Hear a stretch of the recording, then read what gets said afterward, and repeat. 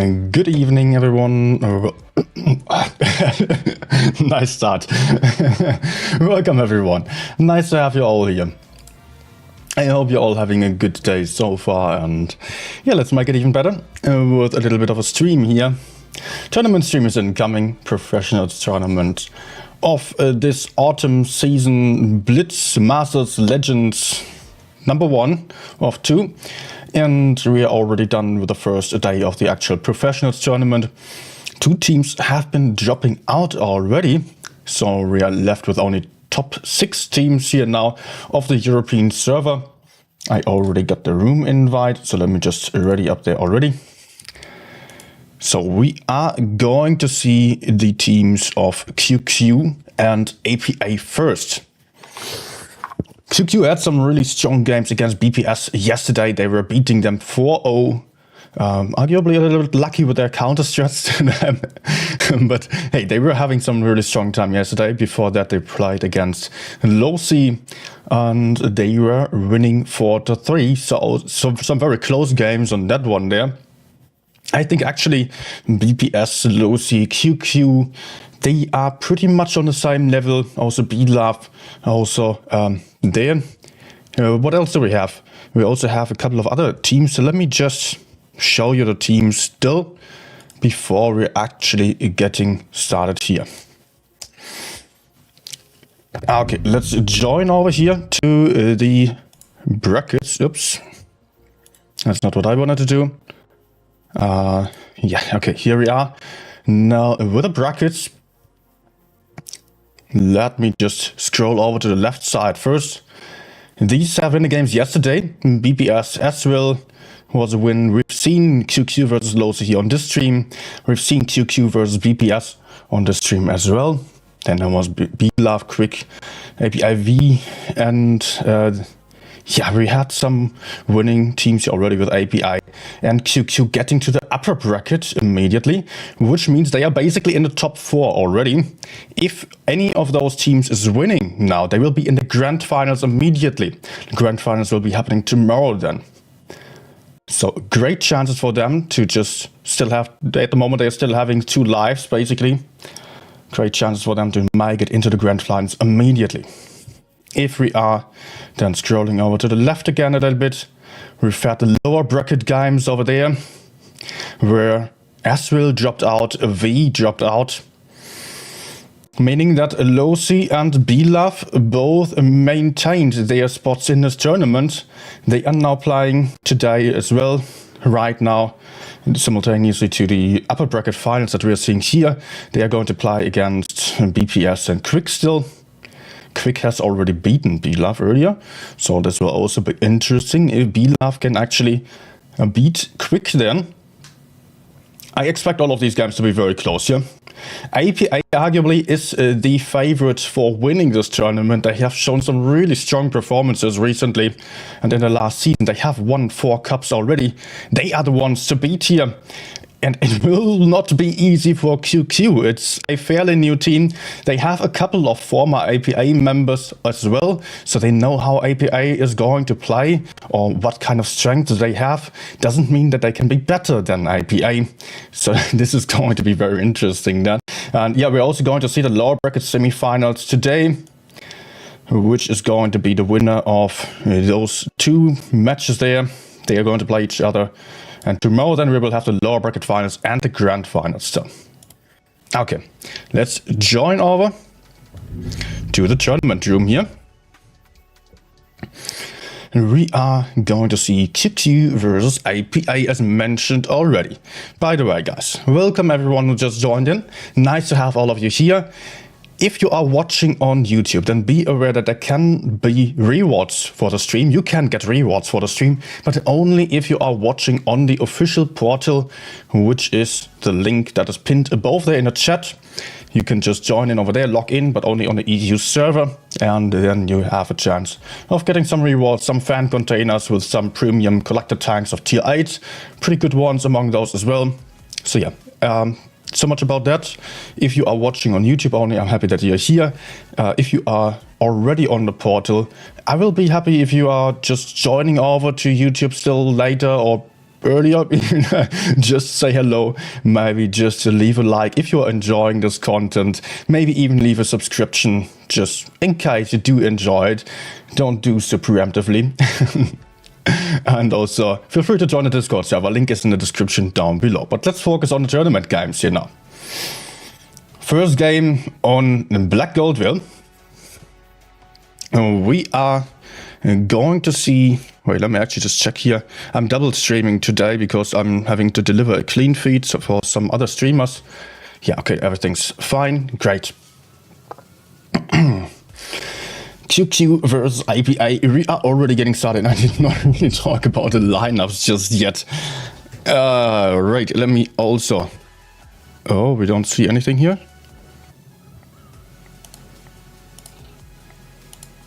Game capture, why is it not working? Okay. But why is that? Anyways, also I still have to quickly adjust the teams here. We're not seeing quick on the left side by QQ. And now we are set up here. QQ with a beautiful new logo. I'm the designer. But hey, let's get into it. There is QQ now playing with a lot of heavy tanks here. One batshit, double E50M moving towards C. Svinogard already losing a lot of hit points there. Great shootout by APA. A lot of tanks in the middle. Jennifer getting aggressive early on. And there comes the push immediately by QQ, having Jennifer in focus. Maybe they can get a free kill here. And maybe they can also take base B afterwards. Jennifer moving out of the situation. Clever move, very sneaky there, but Jennifer is going to die. And that's the question now, whether API is able to move up to punish base B. And they are doing so. They are having a lot of tanks here. Also over there we can see double E50Ms pushing Krim already on the FE215B. He cannot survive all too long. But it is more about this side, I reckon, where there has been Jennifer taken out already. Still API is on the hit point lead. QQ not necessarily in the best positions, but they are moving forwards here, having Playmaker in focus, but he is on the high ground, having some decent position there, cannot get focused too badly, but Alpha puts in a big shot, and now Daze is coming in, ignoring Playmaker for the moment, going for Object 3 over here, who is also down to a one-shot now, but also Ventium is low on hit points. Krim has been taken out on the other side by the E50Ms. Now it is two tanks out on either side, but QQ with a hit point lead here. QQ not necessarily having the better positions though. I am not entirely sure about how this is going to work out here, but Playmaker down to a one-shot gets taken out by Svinograd from behind, who has some nice crossfire with a batshit clipping the enemies there. Great positioning by Svinograd, who has been losing hit points early on, is now potentially the game changer, only leaving two tanks left alive on APA side, with Elmery just overextending a little bit, getting isolated there, getting tagged, getting shot down, and that is QQ winning game number 1. Quick one here, very aggressive gameplay by both of the teams. It was nice to see that for sure.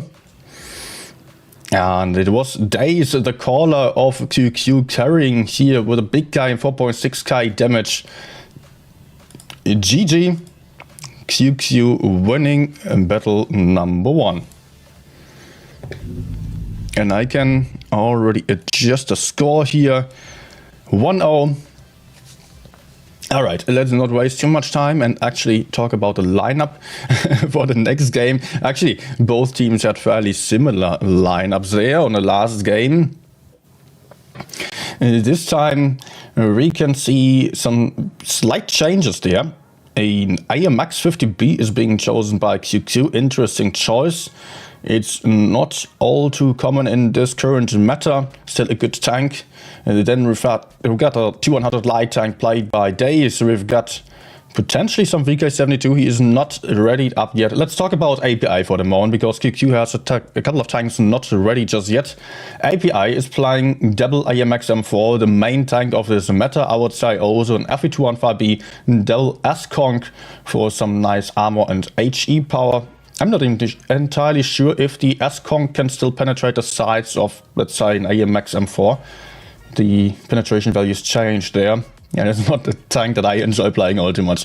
But hey, it is a great hull down tank with reactive armor as well. Also, there is an E50M and a T100 light tank. So fairly basic lineup by APA. QQ, on the other hand, is playing double E50Ms, one Batchet, one T100 light tank, one AMX M4 and an FE215B. That's a very mobile lineup, very fast lineup here for them. I will be interested to see what they are going to do with it, because it's going to be tricky to play with that, especially against a strong team like APA is. Let's see. The AMX 50B here might be going towards base C for some shootout, might also be taking some passive position like right there. And the tanks are spreading out.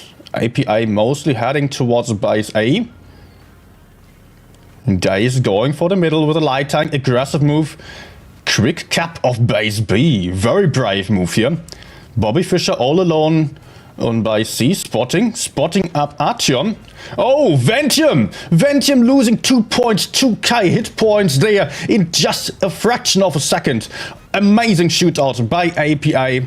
As Ventium was crossing over, taking some aggressive position, getting shot down to a one-shot now. Ventium in big trouble. He is absolutely stuck there, won't be able to move out, and he gets killed already.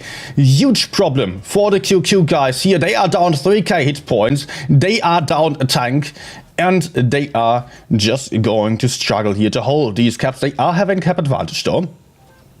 APA is not taking any bases yet. There is Elmarine now on that A cap, but it won't be about the caps all too much here, I guess, because APA has more tanks and they have the better positions.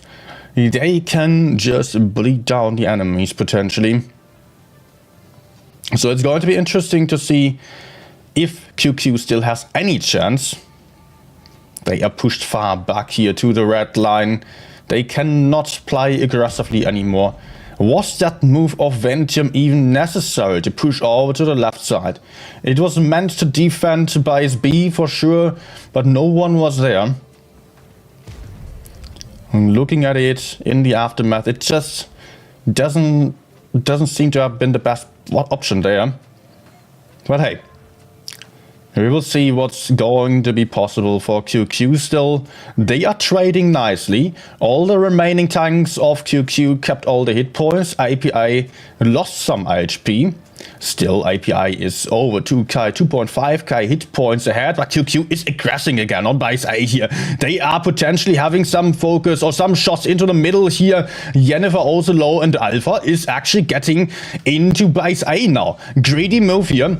Might be game winning, might be a horrible decision, but also APA is aggressing on the other side, playing for base C with the T100 light tank and the FE215B having some nice shots into the side of Artyom, who is now trying to pressure the T100s there.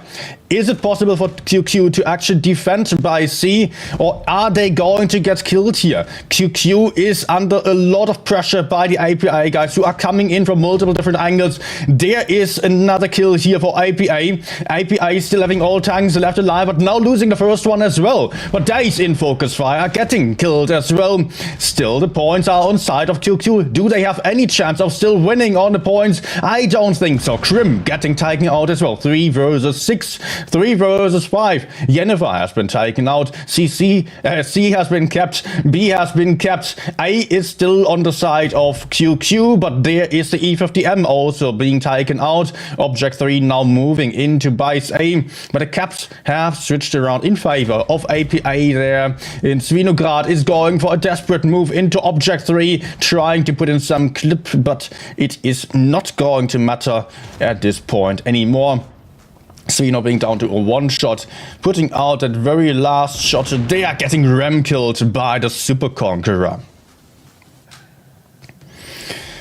Awful start to the team of QQ here. Still, they did a good job of trying to come back to some degree here. Ventium even still putting out a shot for 517 damage, quite a nice high roll there, but he was not enjoying this game. And the remainder of the team there was really struggling to do much about the outcome afterwards. One win for APA as well, so we are tied on the score. Which means that still 3 more wins are needed for any of the teams here. Best of 7 again.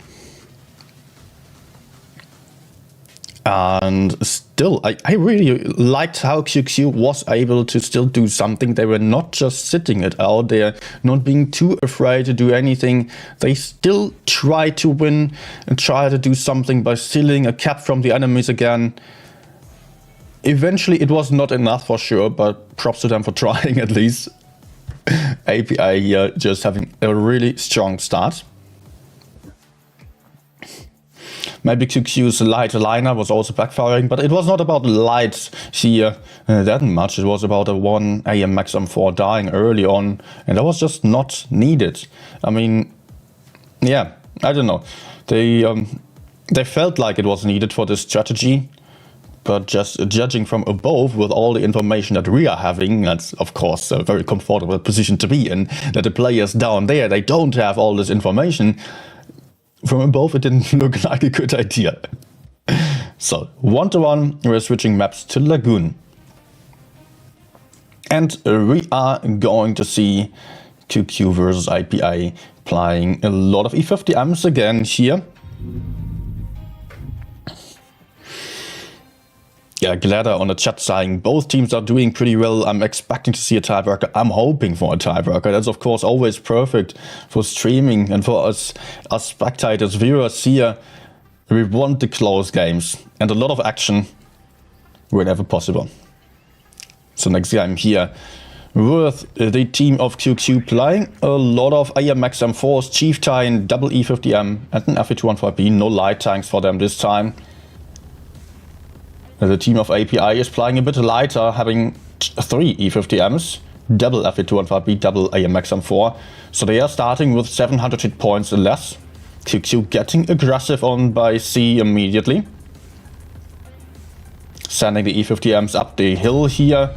Maybe one tank is going into the cap immediately. There's Uni still spotting this side. Could have a shot there, but he wants to remain unspotted for the moment.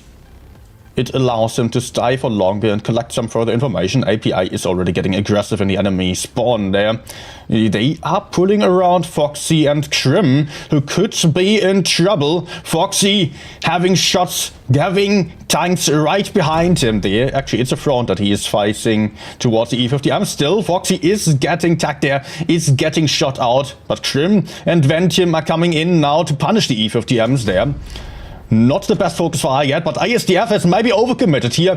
ASDF is going to be focused, same as Alpha, who lost a ton of hit points. IPI is coming in for the push here. Alpha down to a 1-shot, will be taken out. No, there's a fluffed shot there by Object 3. That looked weird. Maybe some luck involved there, but Alpha has been taken out. So is ASDF here gone. Now hit points, neck and neck. It looks like QQ is at a disadvantage here in this fight. At the same time, they are having the advantage over here, pushing out the E50Ms.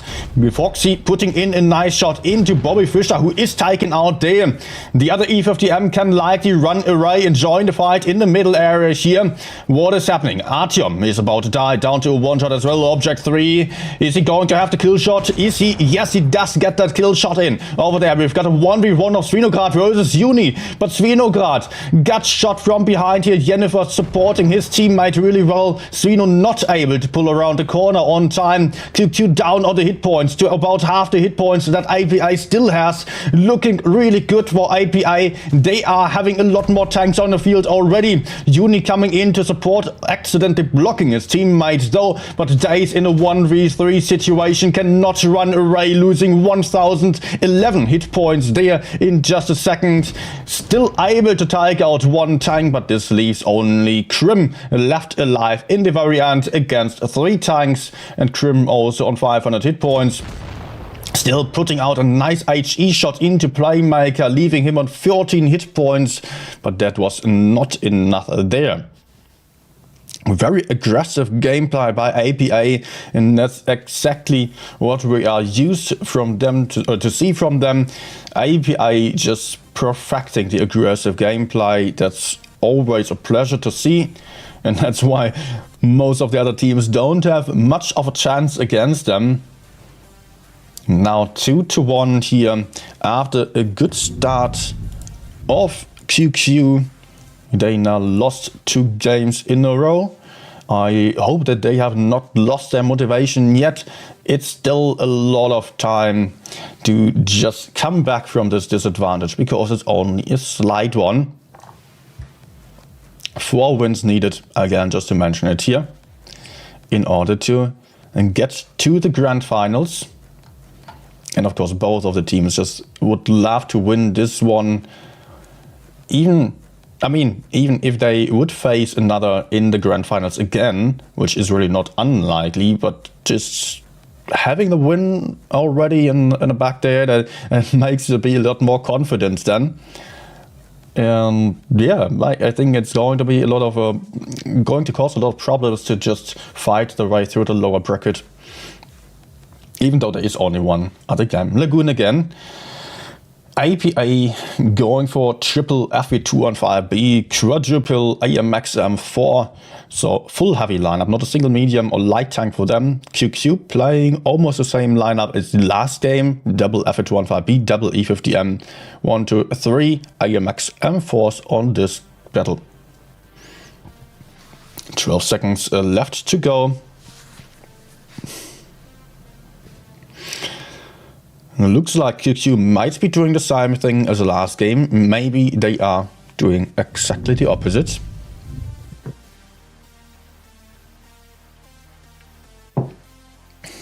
And we are getting started. Just to quickly mention it again, for watching this stream you can get rewards, but only if you are using the link that is pinned on the chat to log in then and log in on the website.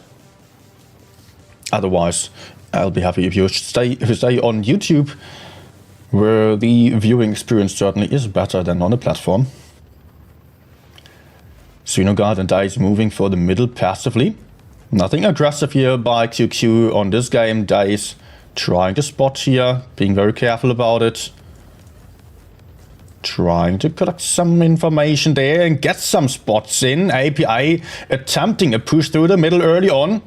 Dice taking one big shot. Has to run away and does successfully run away. It is a good amount of information that QQ has, and they can immediately go for some push potentially. No, they are not going in here, but they are pulling their forces over here. Jennifer taking some shots also. Foxy is coming in from the side. API is a bit trapped in the middle. But still, Swinogard here, fairly isolated, facing multiple tanks, also in big trouble. Might have too many tanks in front of him. Is going to be pushed from behind. And also Bobby Fischer is coming. Object 3 also maybe still having some shots. Swino seems to be safe for the moment. Uni, though, circling Foxy. It might be a focus on Foxy there. What is happening over here? API is pushing back. Playmaker in focus fire. Playmaker losing a lot of hit points there as well. Maybe QQ can be pushing into this 2v2 and win this fight over here. This would be a huge advantage for them. Alpha now moving in here. Playmaker down to a one-shot. Alpha just ramming Elmery to make sure that he is not getting blocked there. Krim having shots onto Elmery. Gun advantage for QQ right now, although also Swinogard died. The E50M with the mobility. But here is also Foxy down to a one-shot in the middle, being picked up there. Still, it is a gun advantage for QQ. Hit points neck and neck at the moment. Ventium having some nice shots into Object 3. Also, Uni is down to a one-shot. Not exactly a one-shot. Low roll by Artyom. Only 330 damage, despite Uni not even having reactive armor enabled there. Object 3 set on fire, burning down to a one-shot. Ventium not having the reload, but it is some teammate here. Artyom coming for the kill shot. ASDF now picking up Ventium over there. 4 versus 3. QQ about to come back here. 4 versus 2. Looking great for QQ. ASDF also down to a one-shot. Artyom still having a lot of hit points available. Daze coming in here, picking up one kill, going for the next one, but it might be Artyom already. Oh, it is QQ with a sneaky shot among the, just to the side there of his teammate, and just getting that kill. Very well done here. APA attempting a very aggressive strategy of moving through the middle, not working out for them. They are known to do this kind of move. QQ was seemingly prepared here, just collected the information and avoided having any tanks in positions that could get pushed onto. Well done. It is 2-2 now. QQ coming back and tying the score again. Let's set it to 2 and not 12, and we are fine with that then. Great. That's looking very good so far, and also I'm happy that there are no stream crashes. I was spending hours on fixing this, and it looks good for now.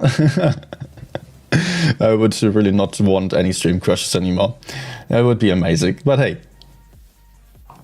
so much about my added happiness to the perfect games that we are seeing here. We are seeing QQ and APA playing again, but this time on a different map. This time we are switching over to Yukon, a map that I personally really love, especially in tournaments. It's always interesting to see what teams have in mind here. Triple E50M now for QQ. That might very well be a corner strategy for the medium side. Aggressive gameplay over there. Also two FE215Bs, so very fast lineup for them. FE215Bs having the speed boost, having hash ammunition, which is great at shooting down AMX M4s, but the FEs are not having much armor to begin with. And then they are also having two AMX M4s here. APA on the other hand playing a bit heavier, triple AMX M4 with a reactive armor, with a ton of hit points. And that one is the tank to go for at the moment. Double FE215B as well. Also I could see an E50M and one T100, a light tank for them. So APA will not be able to move towards the medium side as aggressively as QQ. If they had exactly that in mind, they might have to adjust their strategy early on already. Let's see what they are going to do. They are actually going for D, and QQ is not going for the med side at all. APA still playing aggressively here.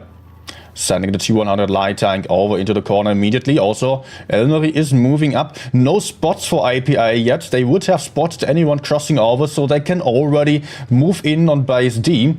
Still, Elmery is a bit hesitant because there might be some campers over here, which there are no campers at all. So maybe just moving up would be the best idea right now. But of course, he doesn't know about that just yet. ASDF now in that cap.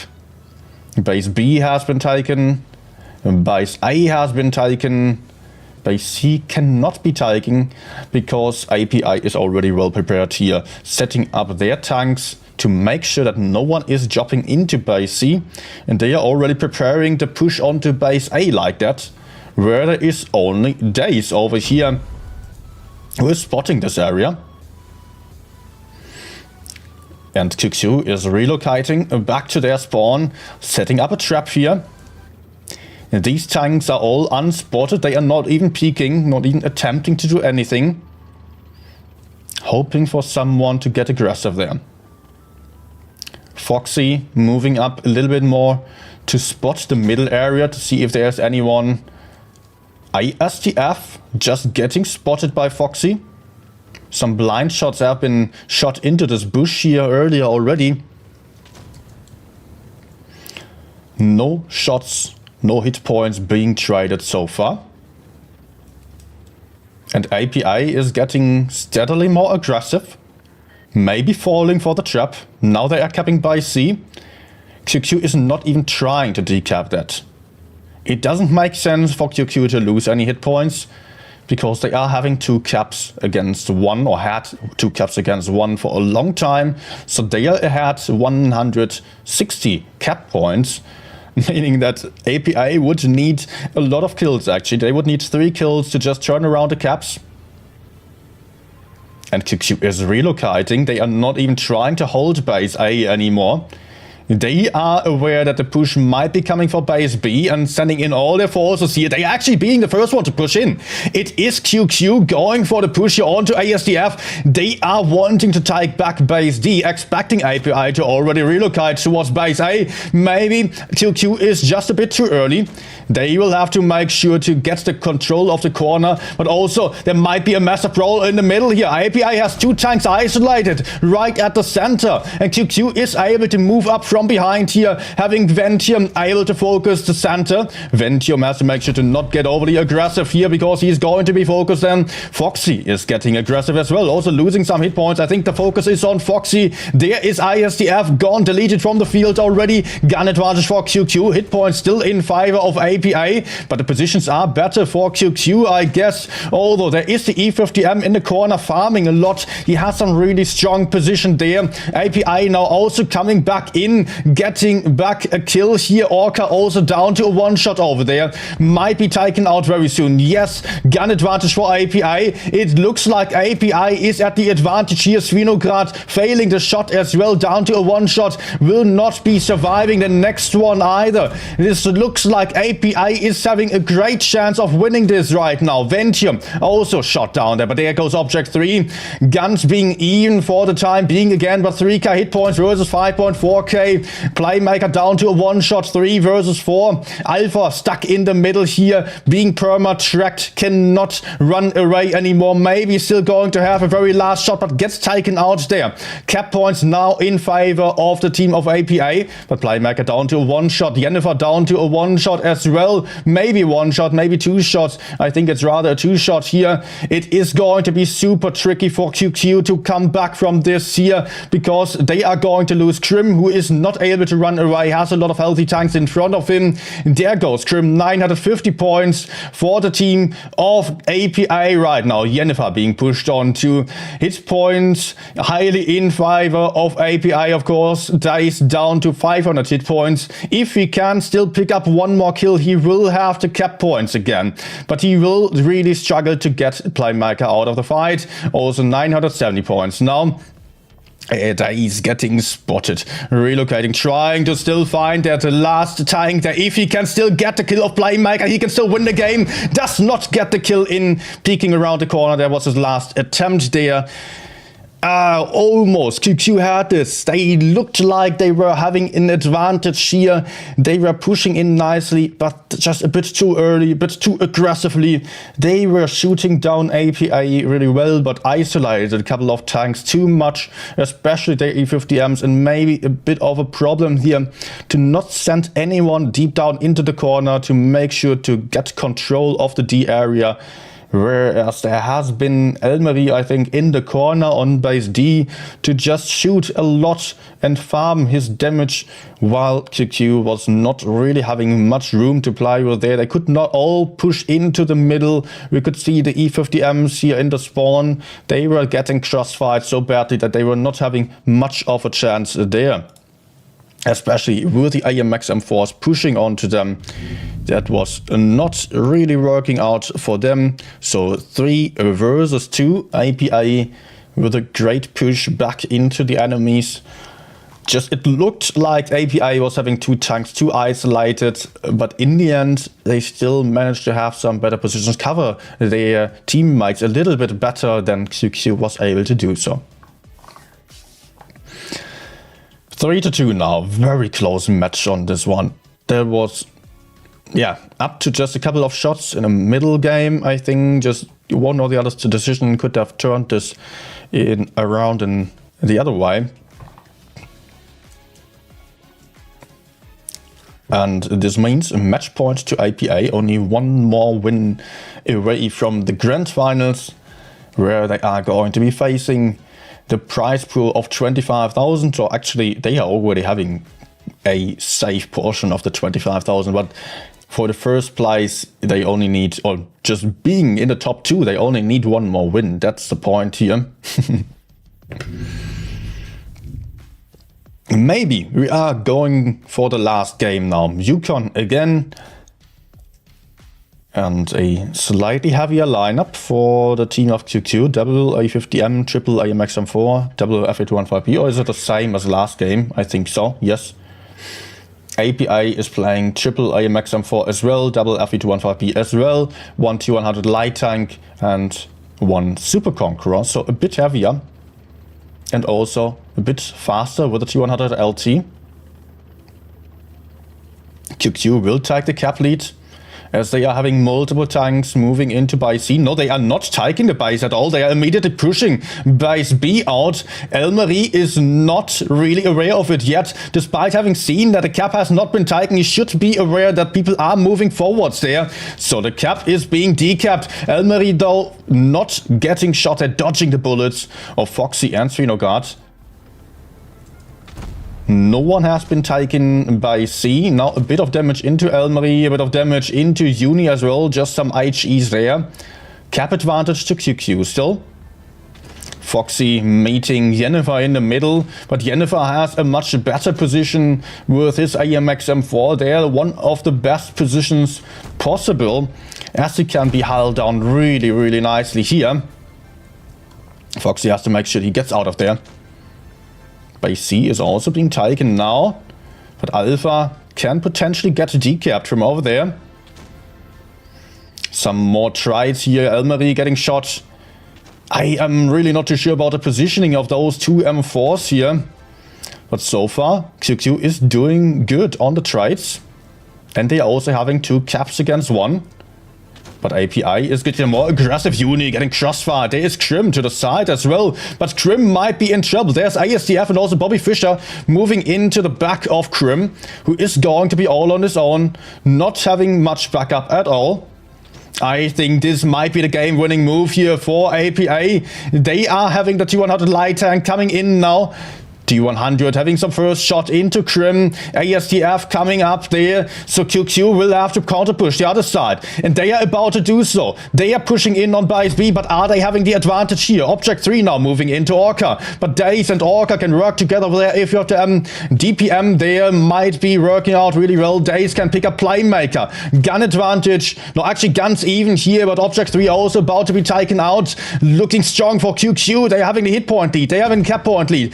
Gun lead as well. Elmarie in bad focus fire, down to a one-shot, gets taken out there. QQ with a very strong push here into the B cap. The HE shots coming in of the FE215Bs into the AMX-M4. 6 versus 2 already. Bobby Fischer still full life, still trying to run away here, trying to maybe have some nice shots, but running straight into the middle of all the enemies and being picked up on the very next shot, blocking himself, getting rammed there by the wreck of his dead teammate. And that will be it for API on this game. I think Bobby Fischer was already giving up at this point. He is a strong player. I would not just drive into the enemies randomly like this if it was not just, yeah, lost already. A very strong counter push by the team of QQ. Looked really good here. They were losing the back. I was thinking that API was having the advantage there if QQ did not react on time. Yeah, they would have lost there. I was just a bit surprised that they were even able to push forwards like that, because it really looked like API was having strong positions to cover base B, but apparently that was not the case. 3-3, we're coming to the tiebreaker. Now it's all or nothing. Amazing to see such close battles. Yeah, I did not expect them to be that freaking close. Yeah, IPA, the team to beat, as said already. They have 4 cups on their shoulders already. QQ has been in the grand finals once. They only played 1 season together, and most of the team dropped out afterwards. Some of the former QQ members are actually on API's side, with Playmaker and Bobby Fischer over there. QQ reformed, regrouped, and has a lot of new players now with Foxy, Orca, Svinograd, all of them strong players, and a great reinforcement here for QQ. Now it's getting tense. Does QQ have a chance, or is it now about just keeping the cool nerves against the pros of APA here? 10 seconds left to go, and we're switching maps to Rockfield. Which, I don't know, I heard that Dace isn't the greatest fan of this map. So I wonder if he has some good strategy for this one now.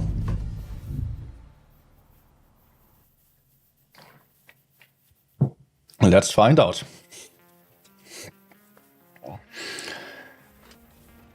We are seeing a lot of AMX M4s again, not that many actually. On QQ's side, 2 AMX M4s, 1 Chieftain, double E50M, 200 light tank and FV, so fairly light lineup. On side of APA, we are having 1 AMX M4 only, an E50M, double FE215B, double S-Conk, 1 IS4, so a lot heavier there. Uni taking the first shot by Svinograd from the side there, who's getting in some nice first spot. Uni taking some more damage, putting out 1 shot in return, but down about 1k hit points already. QQ stacking up in the middle, might be able to take Bias B, but they are getting aggressive with Foxy already.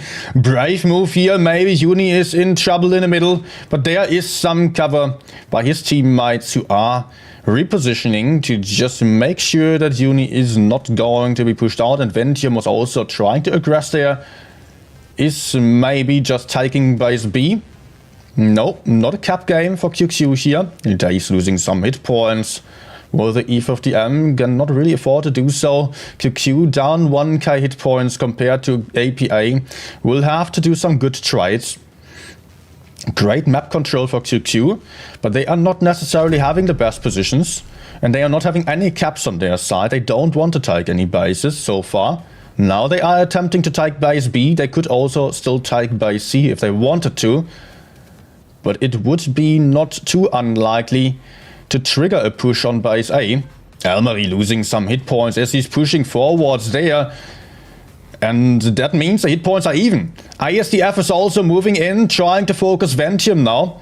Ventium in a 2v1 situation, but might be able to 1v1 Uni there. No, he is actually falling back, trying to just sit it out here. Maybe he could just go forwards for Uni. But Dace is covering him over here, and also Svinograd is covering. Bobby Fischer trying to cover his teammate as well, maybe getting a bit too aggressive. They are having a lot of tanks that can potentially shoot him. Orca now moving into the back of Uni. Also API is just trying to push forwards here, but they are struggling to do so. ASDF has lost a ton of hit points. Orca now moving in. Orca having the focus on Uni, shooting him down there, maybe to a one-shot already. Uni now definitely being a one-shot, can be picked up on the very next one.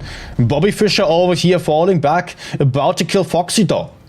Gun advantage for QQ. API is pushing forwards on base A, are having the higher ground now. Might be having the advantage here. They are having more hit points on the field as well, and a lot of QQ guys are stuck in the middle here. 2 one-shots down there. Not great for QQ at all. They are losing 1 tank. Days also down to a one-shot, getting killed over there. Ventium down to a one-shot now as well, getting picked up as well. 2 tanks versus 4 here, with 2.8k hit points versus 4.8k hit points.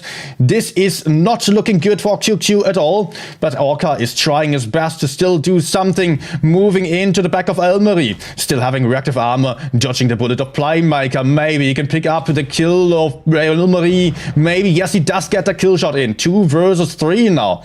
Elmery is out. Playmaker is still fairly well covered, but takes a shot there. Jennifer coming in from behind will be having some shots onto Orca. There is still a bit of a chance here, but Orca needs to penetrate his shots and is maybe able to win against Playmaker in the 1v1. Gets a nice shot, but gets just killed there by Playmaker. Playmaker now down to 1 shot. Svinograd in the middle, trying to 1v1 the FE215B, and 935 points also for APA. This is looking like a cap win for APA. Svinograd getting the kill shot in, but there comes Jennifer going for the ram, going to get that kill shot in as well. APA taking it here, getting that win, getting to the grand finals on that very close tiebreaker. Amazing to see here. And that is API now. In the top 2, QQ was very close, but eventually it was not enough. Alpha was having a really bad time here. Only 140 damage, only 1 HE shot, probably at the start there. It looked like there was a good chance for QQ to win this. In the end, API did succeed with a push on top. And that is a win to API now. Okay. Let me catch some breath here. Amazing games. I'm really excited to see that kind of battle here. Yeah, lovely to see. And no, we are not going to have... this was not the only tournament game today. Someone was just asking there. We are seeing some more games. So, going to go for the lower bracket now. Man, I kind of hoped for QQ to win this. But they messed up in the end. You know, the situation where they had Uni to the front and API was all on that hill. API was pushing forwards and QQ was not. QQ could move forwards, kill Uni, kill the E50M in the enemy spawn. There was really not that much. And they focused maybe a bit too much on farming those tanks on A. They had a chance of just moving forwards there. They lost a few too many hit points. And they just... yeah, they wasted an opportunity of going for a free kill of Uni. At the start, of course, they could not go for him. Also, they decided to not play for the caps at all. So this was also backfiring in the end.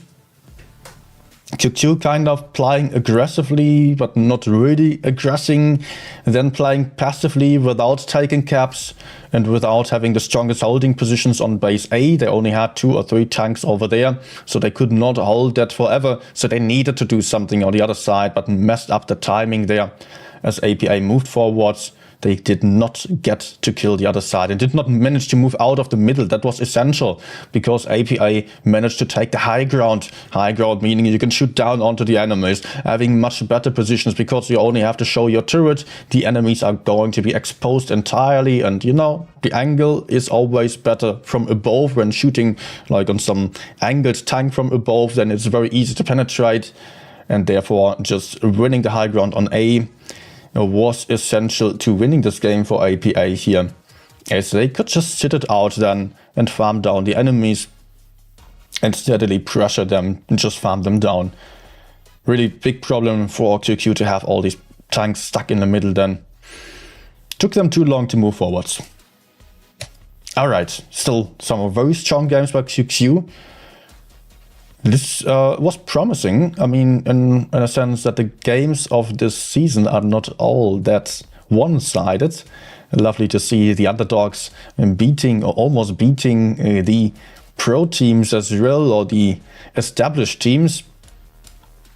And therefore, I'm looking forward to what QQ is still going to show to us. But for now, I don't know which game exactly I'm going to stream. There is only one more battle. I will show you the results of the other games. And also, let me quickly find out when the next game is starting. Okay, not too long actually. 15 minutes. Yep, that's correct. 15 minutes. We are going to see QQ there for sure. Again. But I cannot tell you about the other teams yet. It looks like they are still... these matches are still ongoing. Let me refresh the page here.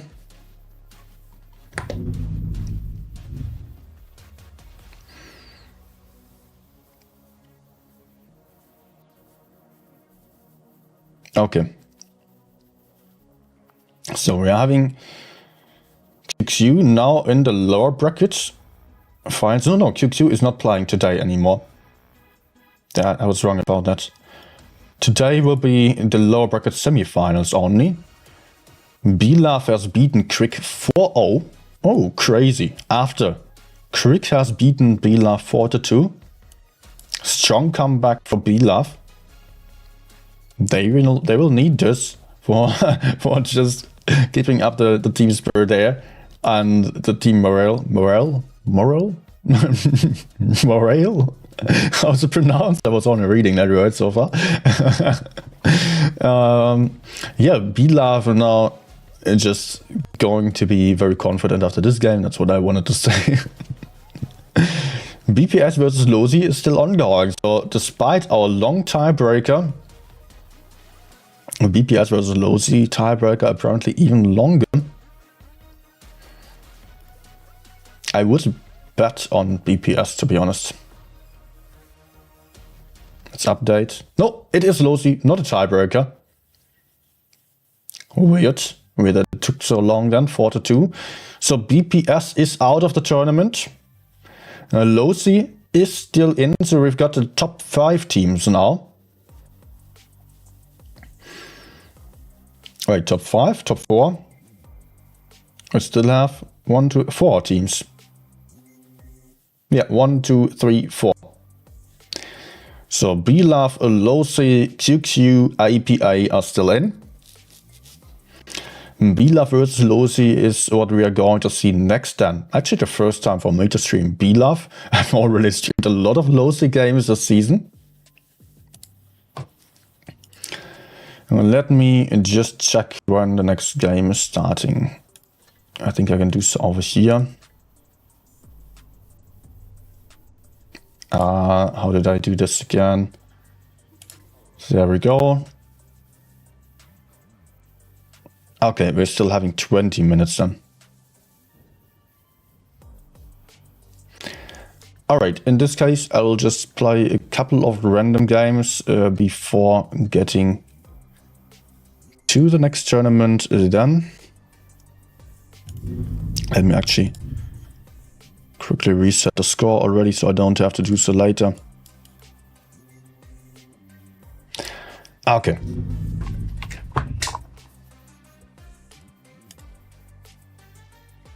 Okay, I'll just quickly grab my iPad and just play a couple of random games before we're getting back to the tournament.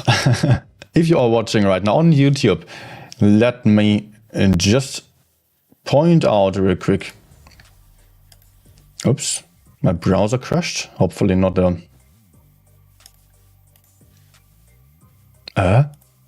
browser is all black. Music is still ongoing, so I won't complain. Okay.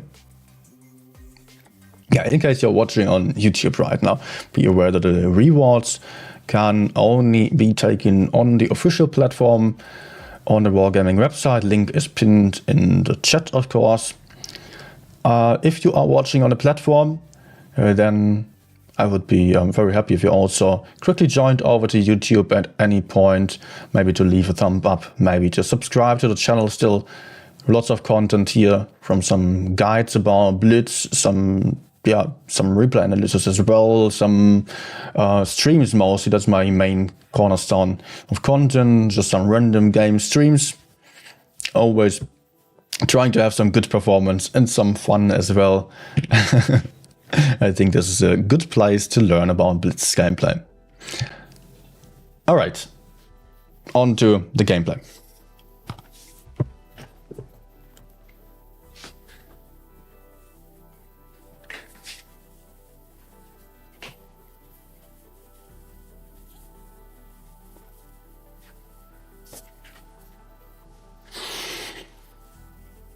Yeah, I will only have like 3 games maybe.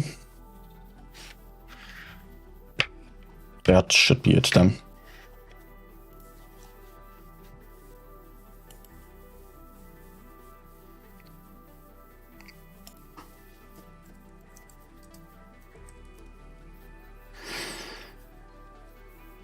Okay, 1 second. Just quickly connecting the iPad.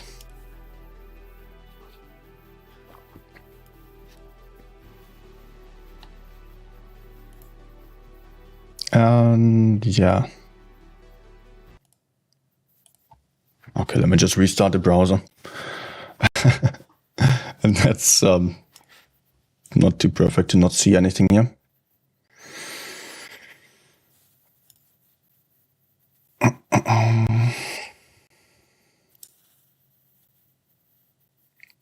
Nah.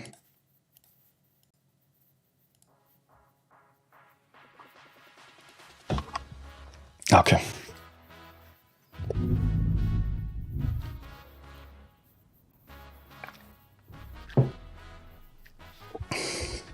Yeah, let's play a game on FE2 and 5B because it's so popular this season.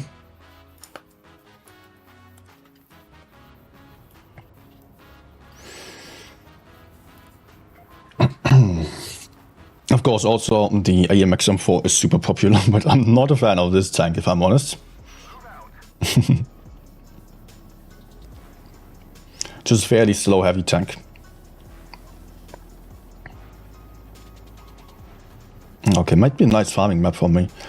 Although I usually prefer some games with a lot of relocations, which are hardly possible here. Let's see what I can do. Nah, maybe some spots. Yes.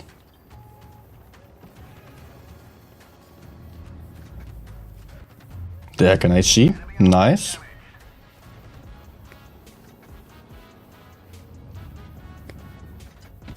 Oh, close one. Oh, someone's trying to get behind here. Not moving anymore. Maybe I'll decap. Nice try. Nice try.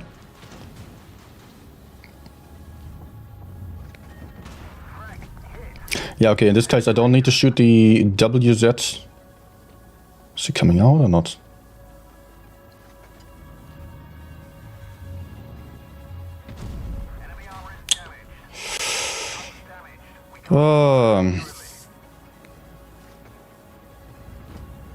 Oh, nice, now I can IG.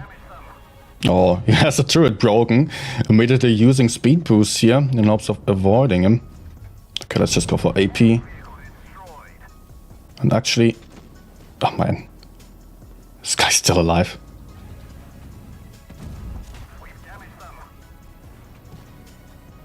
I am not happy with this crossfire that the enemies are having on me here. But nice. Can I get away from those guys, or am I even in trouble here?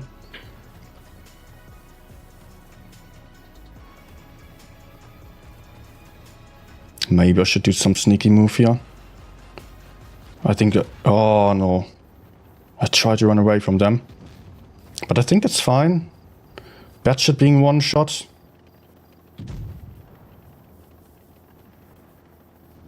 Come on. Come on, come on.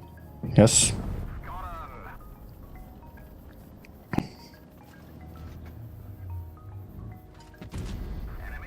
Nice shot. But I'm going to struggle a little bit here. Oh, beautiful. Ooh, he also shot for 600. Lovely shots there, great. Okay, IG saved me here. And that's why the FE215B is so popular. Many tanks can get HE'd even frontally. Yeah. Actually quite a lot of damage in the end. Good.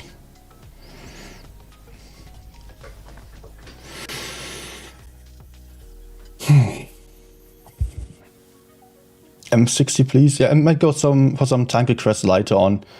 I will probably be streaming some random games, or most definitely I will be streaming some random games after the tournament is over. Then I will also cut off the delay, so I can talk to you live, and then I can also do some tank requests, play, whatever.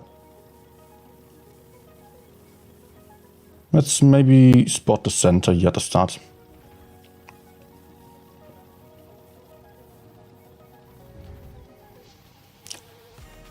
Although, it's not even that likely that enemies are coming here, looks like. Oh, okay. Nice. I was just about to say, looks like there is no one here. But now I've got to correct myself, looks like there is one guy here. Or two.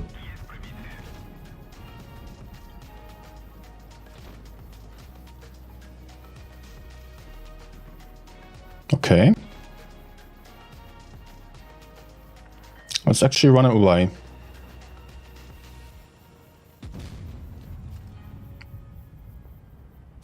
Nah, will have been a penetration.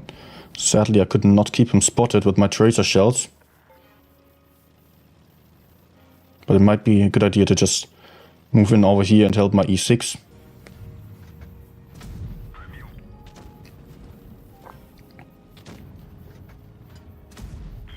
Just gotta focus the autoloader first, because he's more dangerous. Oh, nice.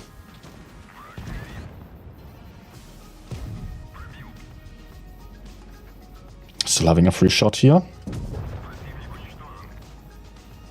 But the BC is coming for me as well. Uh-oh. Yeah, let's just try to kill the AMX, I think. Good. Nah, okay.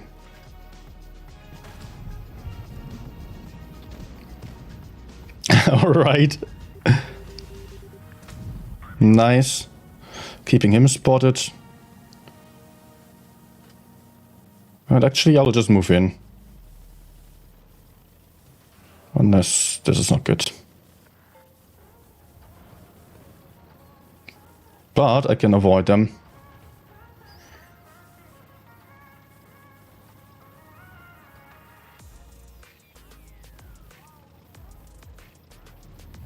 Okay, nice.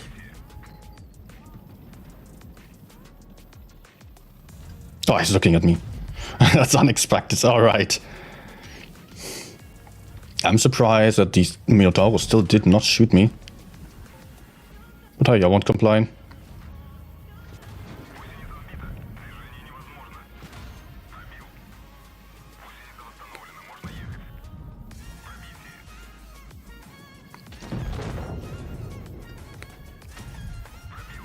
All right, nice. Oh, lovely game. Quite uncommon to play like this. I mean, just focusing the heavy side that much here, that was not really expected. I was rather about to just push around the enemies or support the medium side. But like this, I had a great opportunity of just killing those tanks here. I mean, with a light tank, you are generally doing best if you can get behind someone. And often getting behind someone is only possible with some heavy tanks. So can I go for some last game? Yes, one more will be possible.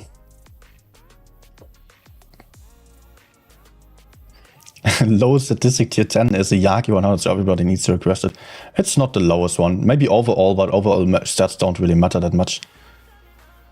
So I had the Yag very early on. It was my third or fourth tank in the game.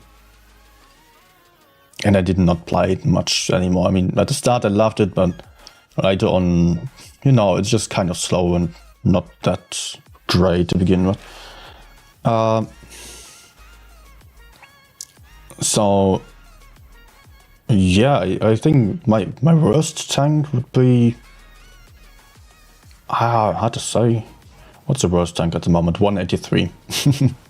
That for sure.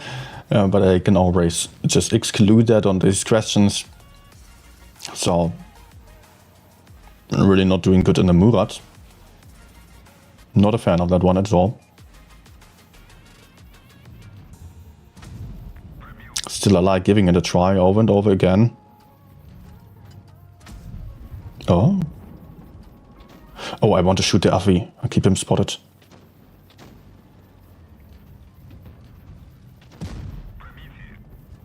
Hopefully I remain unspotted and can farm. Yes.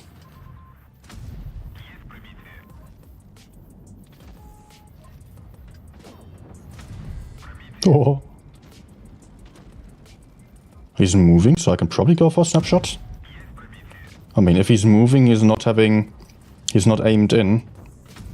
Nah. Bouncing off there. How about this side? We're losing it. I would have still loved to move over to the medium side to support that.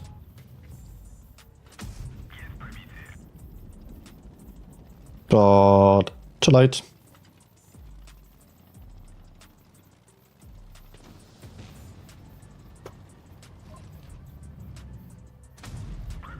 Nice.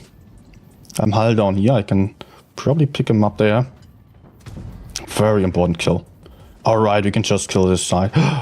Okay, that's T62. Slight moment of panic.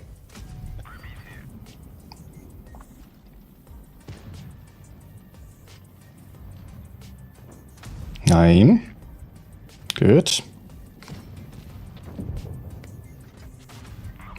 Not good. Oh, hello there. Nice. Cut off. Cut off.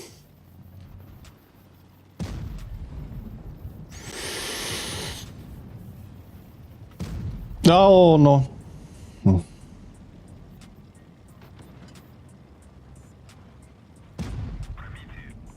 Yeah, okay, let's just go for him. I don't want to get clipped here.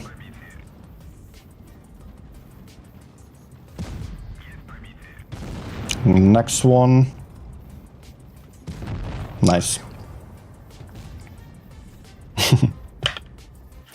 Nice farming here. By the way, just to mention it here, farming from the middle like this works really well on this map, but not if the enemies are having more heavies than your team and if they're having a ton of TDs. Like, if they are winning the medium side and are able to hold the heavy side, most definitely, then it won't work out there. So, yeah, make sure to pay attention to the lineup if you can even have any advantage. Time to switch over to PC again, because the next game is starting very soon. 4 minutes. Okay, I'm already readied up.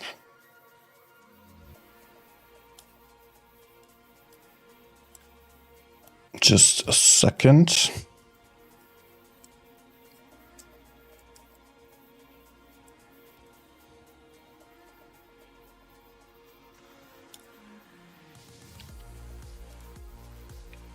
Oh, okay.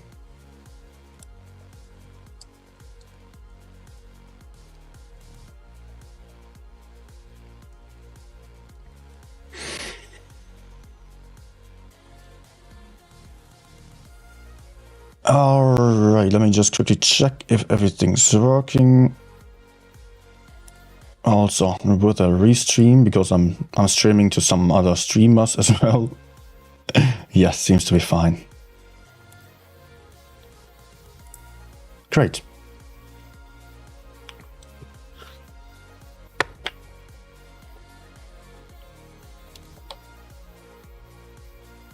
Okay, I'm ready.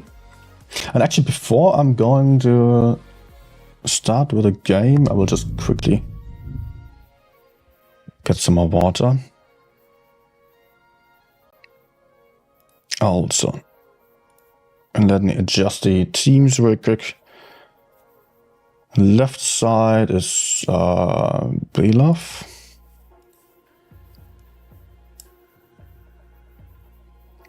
Right side is LoSi. Okay. 1 second.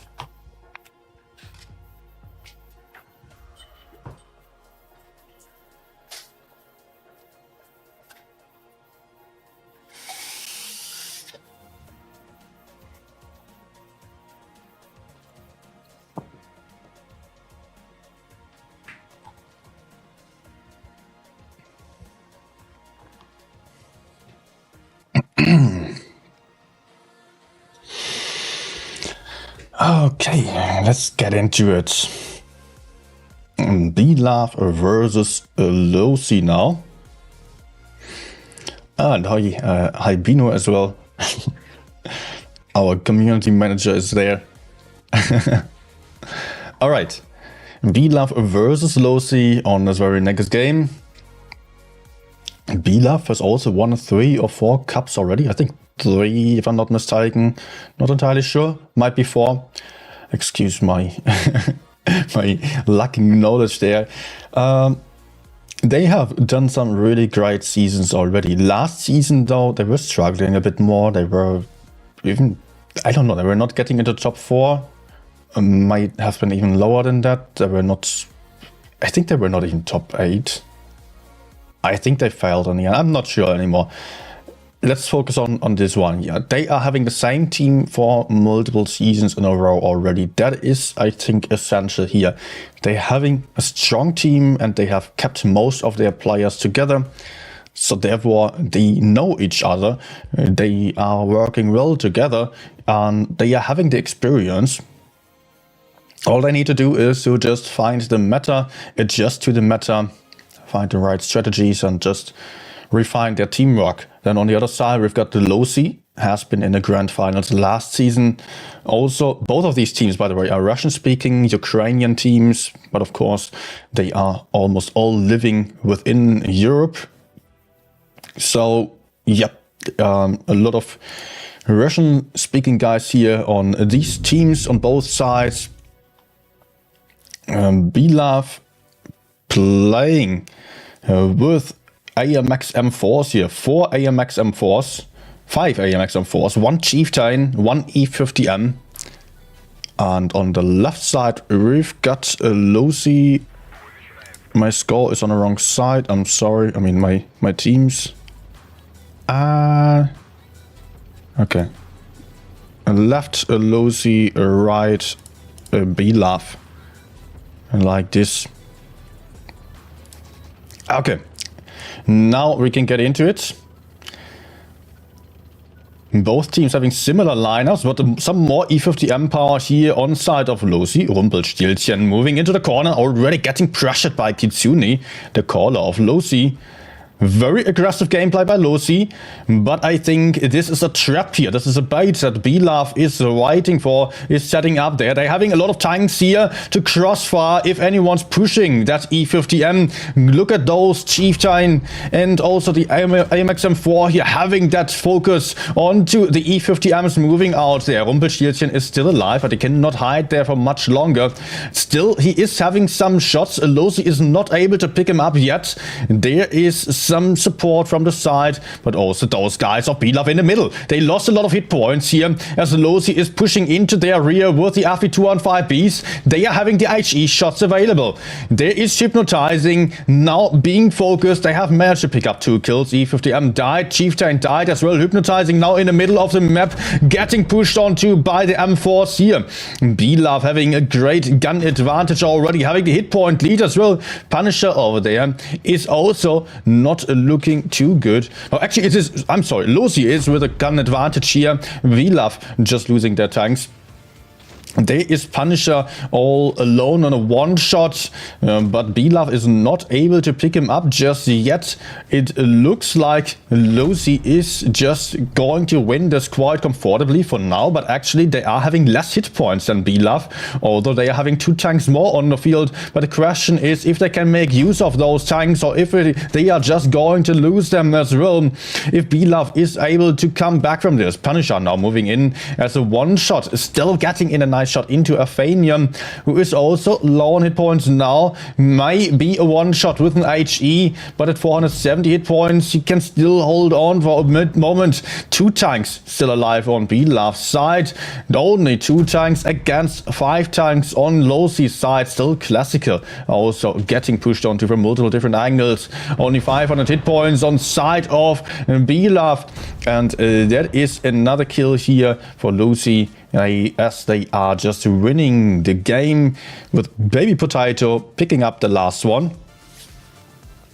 I love the name Baby Potato, by the way. Kind of reminds me of Deadpool, Baby Knife. And that is the first win to LoSi. A bit of a team confusion here for me, because the teams are in-game, they are on different sides as in the garage here. So yeah, that's sometimes the issue when streaming. That you can see now BLove is on the left side. In game, BLove has been on the right side. And that happens because of having multiple spectators here. It's actually weird, because usually if I'm on the left side spectating over there, then I should be having BLove on the right side, on the left side as well, I thought. Guess I'm wrong about that. 1-0 for... yeah, and I'm already putting the score to the wrong side. 1-0 for LoSi. So enough of that confusion now, hopefully. On the chat, I can see a question. What's so good about the M4s? The M4s are having decent armor. They are having quite a big gun, actually. They're having 460 alpha damage or 470. It got nerfed from 480 a little bit, I think. No, it has like 450, 440. I don't know anymore the exact value at this point because it changed. And but the main point about them is that they are having a lot of hit points. They're having 2,750 hit points, which is really a lot. That's super heavy terrain. And they are having reactive armor, meaning that decreases the damage taken by 27% for just about 20-25 seconds. Which can really help you a lot when you are getting pushed and when you are getting focused. In the tournament scenario, there it is really, really important because it's so much about the focus fire. And Toby just correcting me there. Vilaf has been top 5 or 6. Thank you.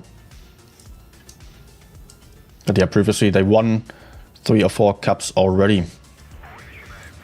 Again, a new bay with a lot of AMX M4s. Also some FV215Bs, which can shoot the M4s with the HE into the side. And the reactive armor is not having any effect on the hash ammunition. Vilaf going for the same strategy again, as it seems. Yes, E50M is playing solo on a bridge again.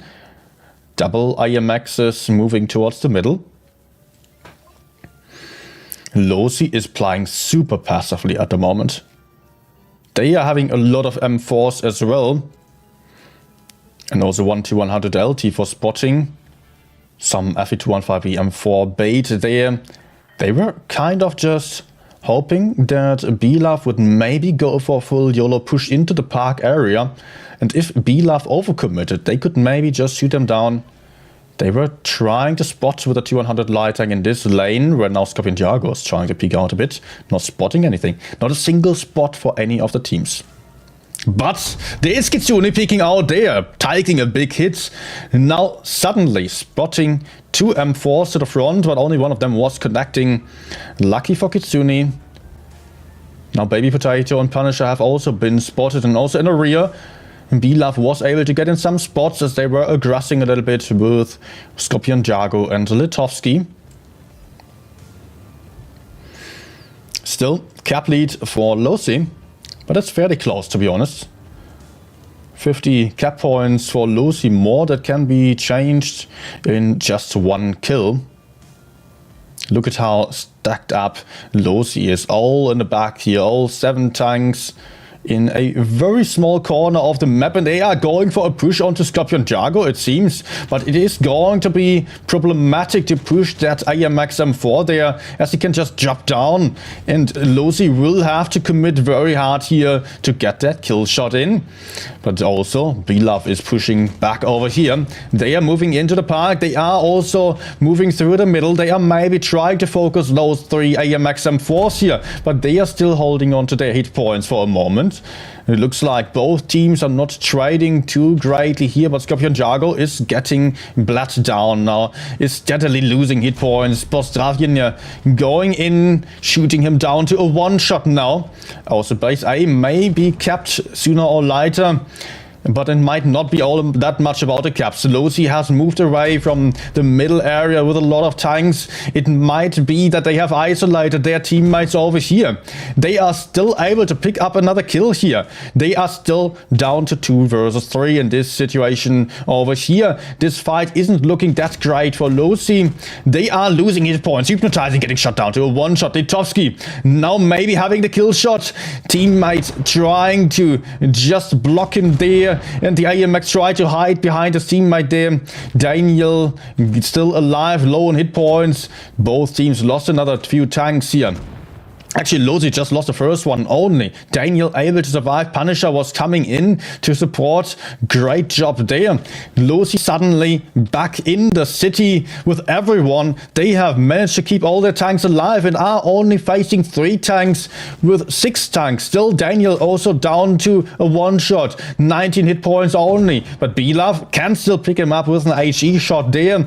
Classical, also fairly low on hit points and still being the healthiest one up to this moment as he is set on fire, burning down. 619 hit points in just one shot. Classical still trying to push forwards here, trying to get in some shot into Kitsune, but not much that he could do there anymore. Now it is up to Rumpelstilzchen, who is sitting in the back there with the E50M and cannot change the outcome anymore.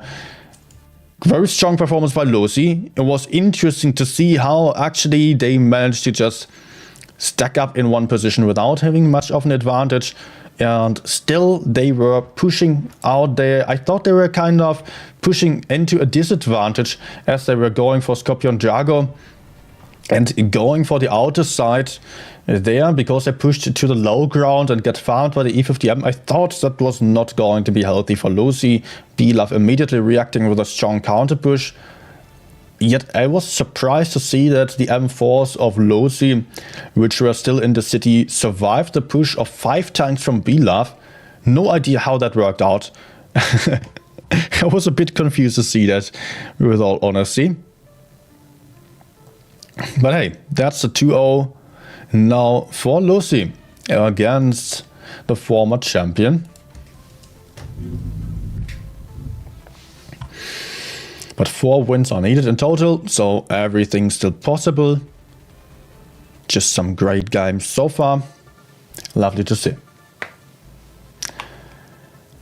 Blitz versus LoSi, now switching maps to Desert Sands. And Desert Sands is often, oh man, that's not going to be easy to comment because it's going to be super chaotic. Most definitely. It's very likely that both teams are playing very aggressively and that some massive brawls are going to happen here. But not that many mediums actually. It looks like both teams really go quite heavy and choose a lot of AMX M4s on their lineups. Other teams mostly limit the amount of AMXs to like 2 or 3. Here we can see some more, but now LoSi is also playing a lot lighter. Playing triple E50M, 1-100 LT, triple AMX M4. On side of Blitz, we can see 4 AMX M4s, 1 E50M only, and my memory is starting to fade. Nope, we could see, no, 2 E50Ms and an FE215B. So heavier lineup for Blitz, which means that they are having less mobility on the field, and often it helps a lot to have faster tanks if you are playing for the medium side here on this specific map, because you can take control of this plain area there, take the high ground to shoot down onto the enemies. And that's exactly what LoSi is doing. And Blitz is well aware of their disadvantage on the medium side, so they are not even trying to fight for that. They are immediately sending their tanks over into the city. And they might have the chance of shooting out those guys who are pushing down there, who are trying to get into the city. Daniel, or into the desert. Daniel losing some hit points, but actually they lost far less hit points than they could have with all these tanks of Blitz stacked up there. Still, Daniel lost about half his hit points. But he is in the desert now, seemingly safe, yet down to 800 hit points. LoSi trying to catch some tanks which were in this area, trying to just push behind them with the M4s, not being prepared for Blitz to apply for the city with everything. So this was a little bit of an overcommitment here to this push, not really gaining any advantage, but also Blitz lost a lot of hit points there with their M4. Also, he is down to a 2-shot already. Cap lead for LoSi, and LoSi in the desert having better positions as well.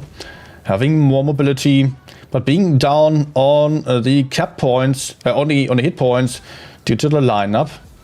But it looks like the difference isn't all that big anymore.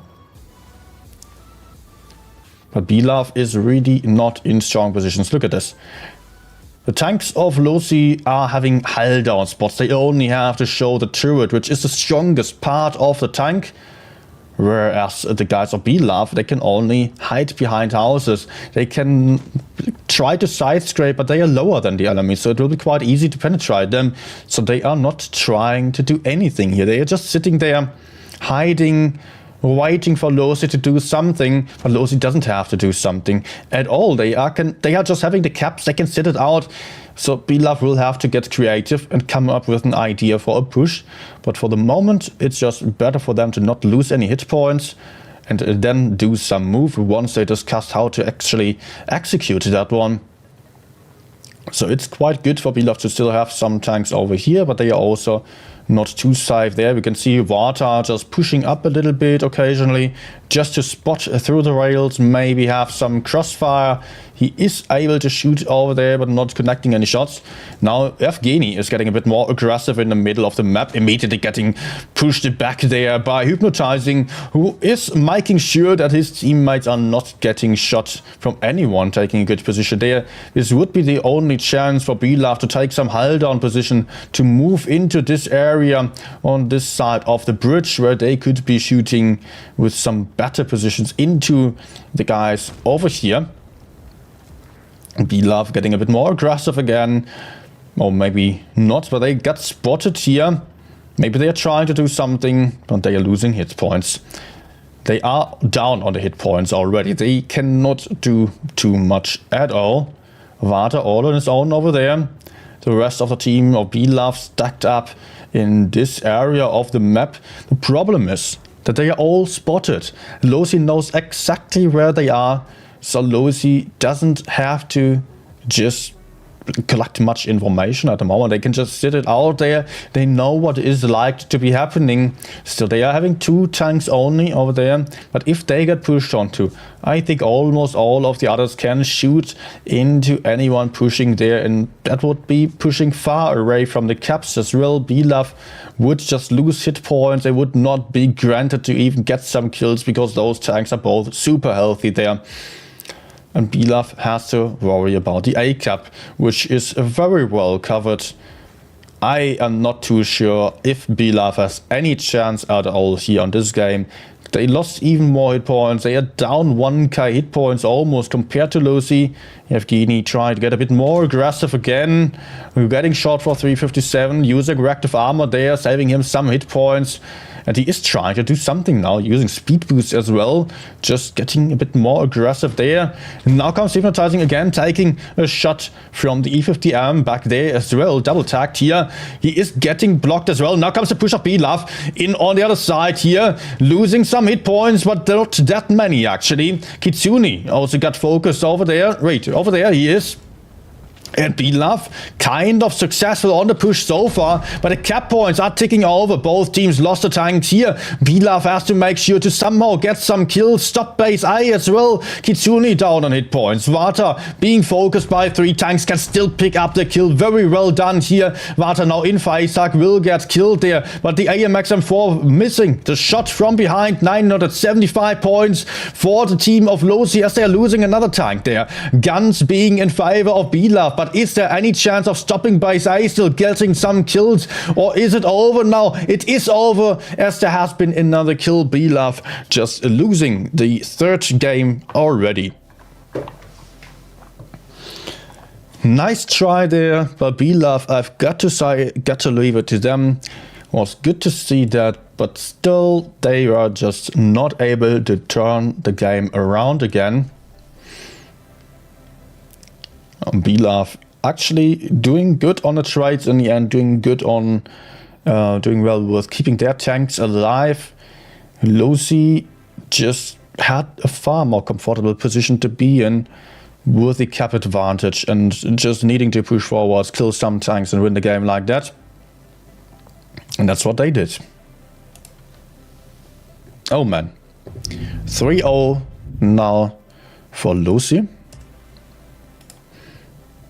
Maybe they're going to win this one on the very next one already. 4-0 clean sweep. That would be something. Oh man. What can I say about this? Match points to LoSi.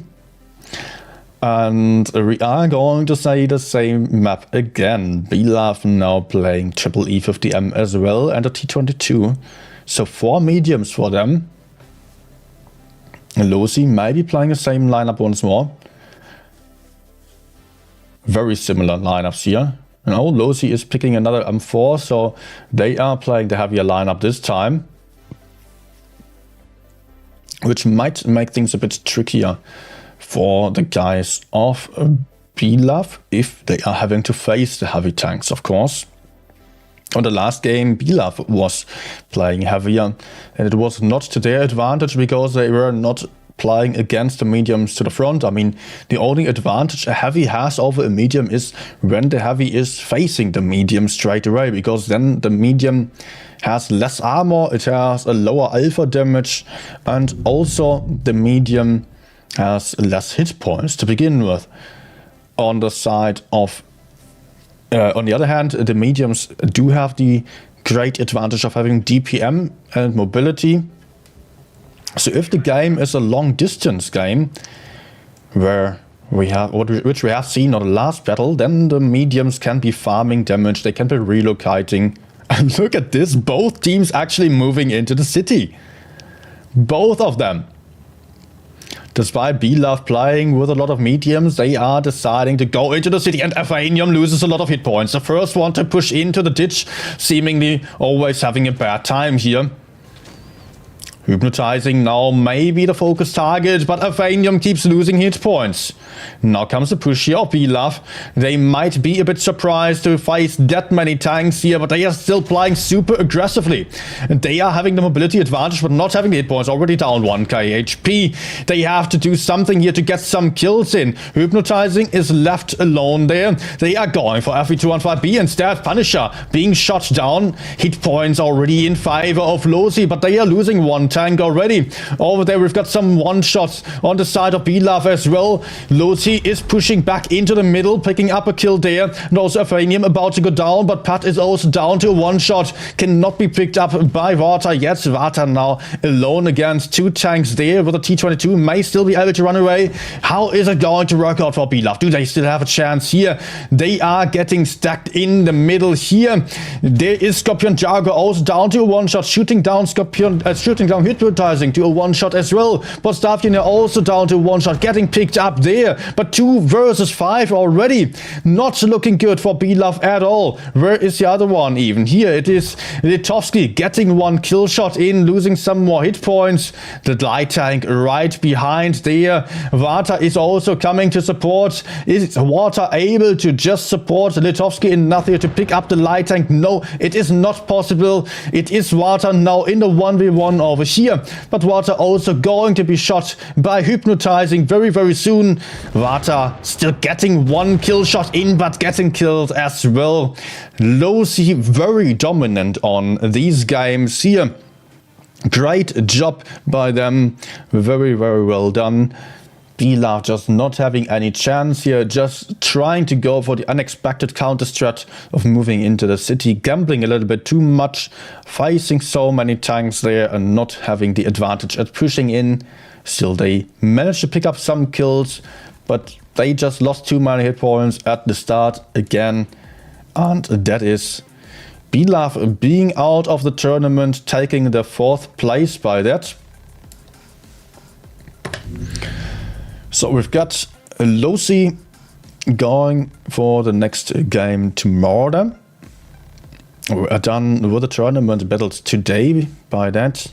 And LoSi going to play against QQ tomorrow then on the first games. LoSi is in the top 3 already.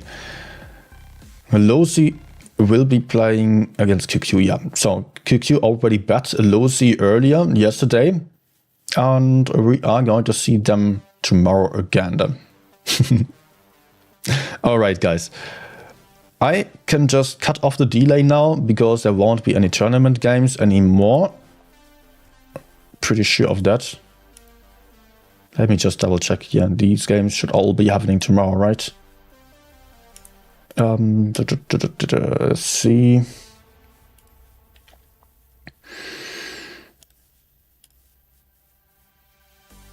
Yeah, should be, yes.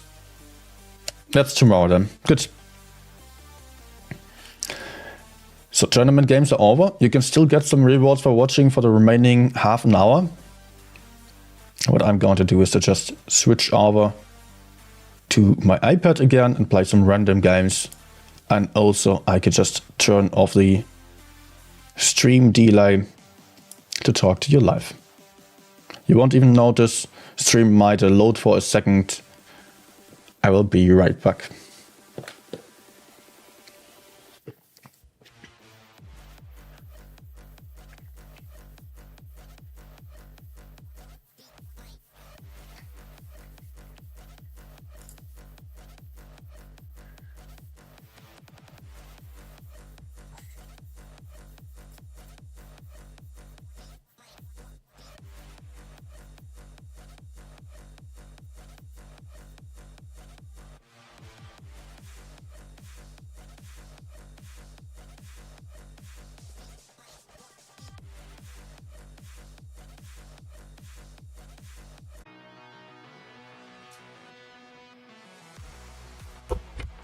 Okay, so I'm back now without a delay. Yeah, I'm just going to reconnect the iPad real quick.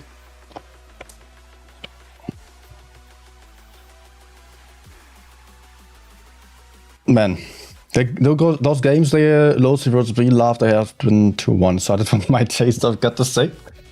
I would have loved to see it be a bit closer than that. But LoSi played really, really well. Yeah, perfectly countering BLove. It's not always that much about the level only, to be honest.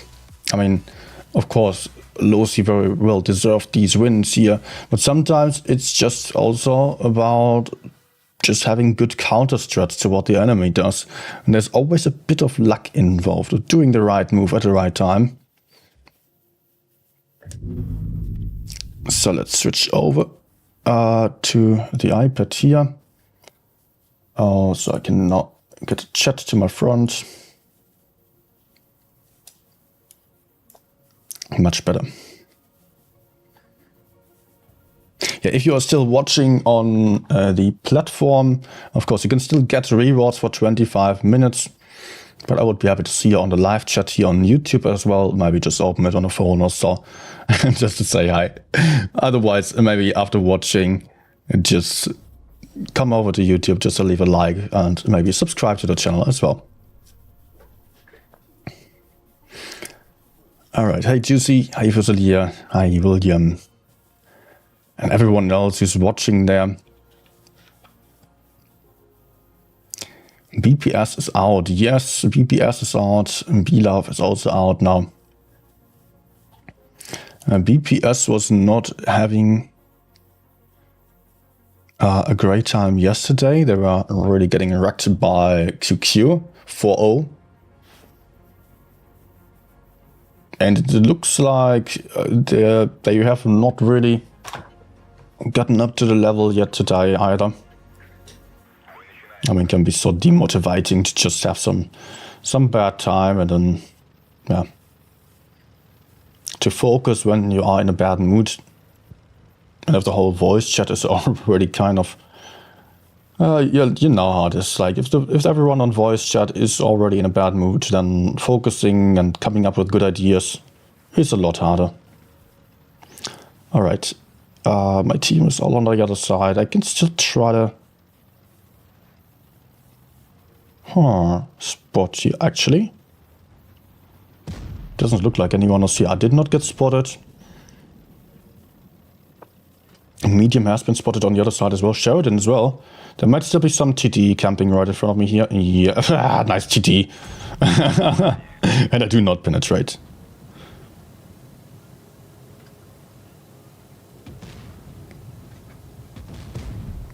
Ah. Okay, let's hide behind the wall here and maybe try to track him. Maybe I can also set him on fire. Yes. Camping 100. Oh, he has a fuel tank, fire extinguisher.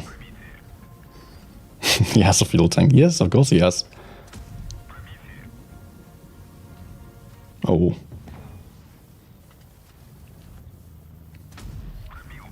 Take that and stay spotted.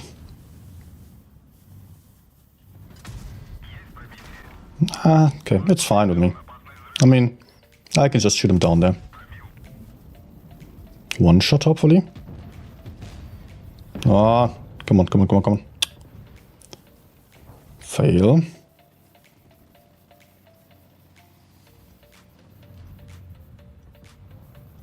Yeah, aim, nice. Nice high roll.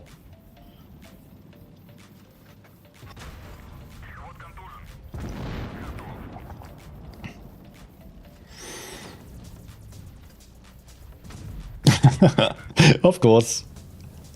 Maybe I'll just shoot this one. Yes.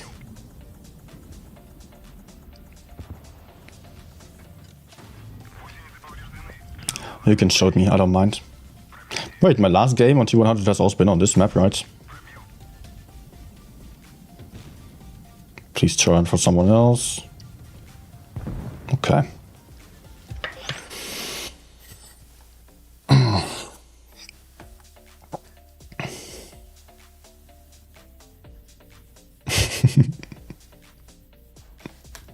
How did you replace a streamer?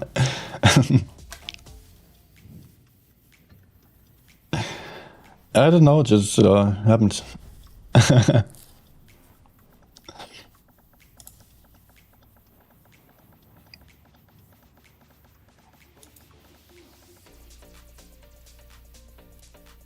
Okay. Hey Charles, what do you think about the Charfuture? Charfuture is actually quite nice, has some good DPM. Yeah, but it's really not easy to play. So, only a tank for experienced players. Problem there is also that it has a rear-mounted turret. Might be the only medium with a rear-mounted turret, at higher tiers at least. Of course, a Batchet is also rear-mounted, but on a Batchet you have an entire clip and you don't really have a tank that is peeking at enemies frontally, which a Charfuture should also not be doing. You always have to work around the enemies. So yeah, I think some people might be struggling with that a little bit. If you're not on a good level yet. If you love some fast tanks, even if you cannot play them, then you can still enjoy the Charfuture. But usually people don't play many games at tier 9 anyways. So I don't know if I would spend a lot of money on that.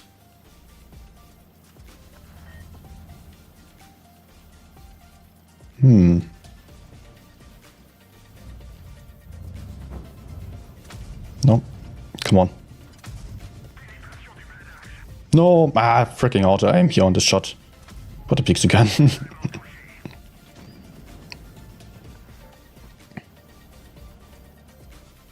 Do I even cap? No, I think I will just go kill the left side. As long as I don't get shot by 183, it should be easy.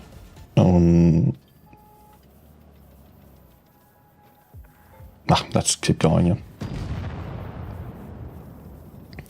I'm wasting my time.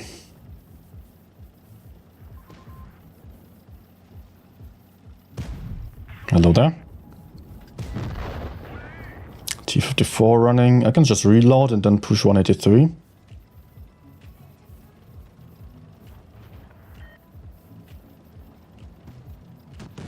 Okay, he just shot, nice. Could hear that shot there. Not some truck shot. Okay.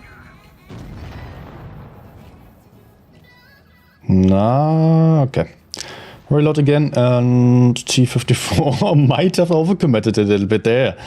I mean, he's running that's rear towards my teammates there. But hey, what I'm going to do is to just push behind the T95 instead. The tank is usually quite easy to set on fire. Yep, there we go.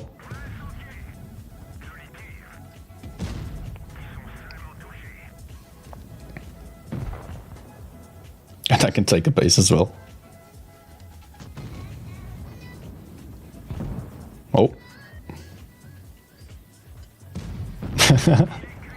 So much about the fire.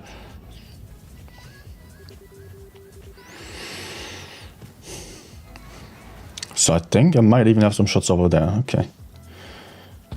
263 coming in.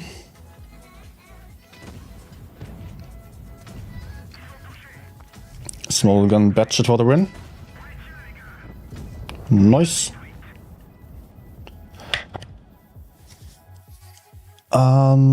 Question by Steven. Which tier 10s would you recommend grinding out right now? I have an entire video about that. About like, what is it called? Top 10 free tanks of this meta. That's the name. I recommend watching this one because I go over all the tank classes and my tank recommendations. Also just showing different tanks for each kind of level. But there are many great options right now, honestly. I don't really think there are many tanks you can go wrong with. There are really so many nice tanks. The light tanks are all phenomenal, but they require some skill. For the mediums, also almost everything apart from the Progetto and the Caro are not that great, but those tanks can still be played, and I think the average player will still do good on them. Don't grind 183, please don't.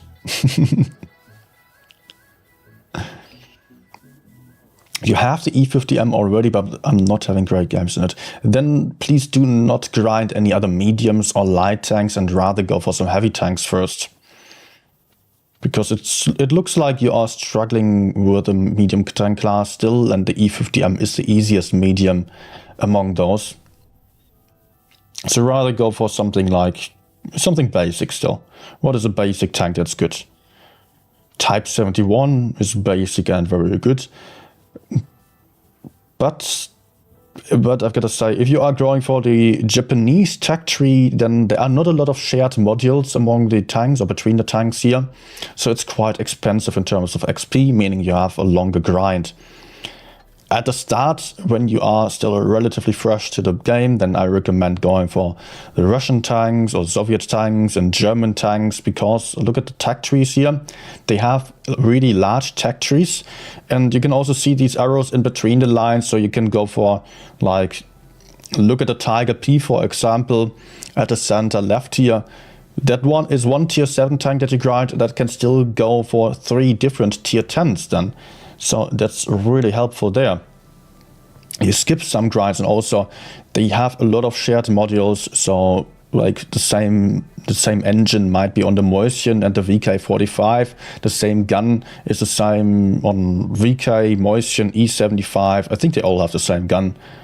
Same as Jagdtiger and WT. They also have the same gun. So you're just skipping a couple of modules like that and having a faster progress. But what is actually a good tank here for beginners on the Germans? E100 is nice, Maus is nice. But maybe I would still recommend to just start with an IS-4 or IS-7. Let's play a game for you there.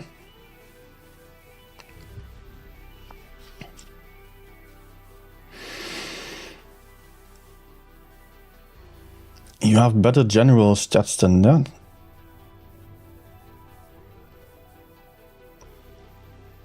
Well, 61%, 2.6k average is actually pretty good.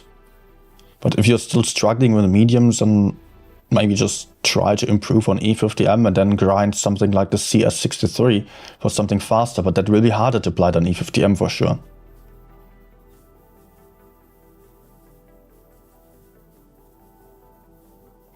So yeah, I will just recommend going for something like IS-4, IS-7 for the heavy tanks first, and then for the medium tanks I always recommend going for an E50M at the start. For something trickier as that at the moment it would be CS63. For the light tanks you can also then pick a T100 light tank first, but only after you are at a decent level with the mediums already. For tank destroyers, maybe Yak E100, but that's like big boom gun. I don't think it's like particularly great, but still it's good enough and fun enough for many players.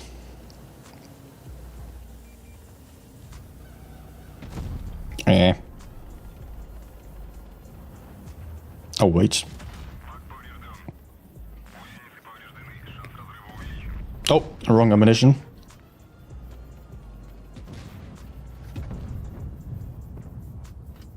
Yes.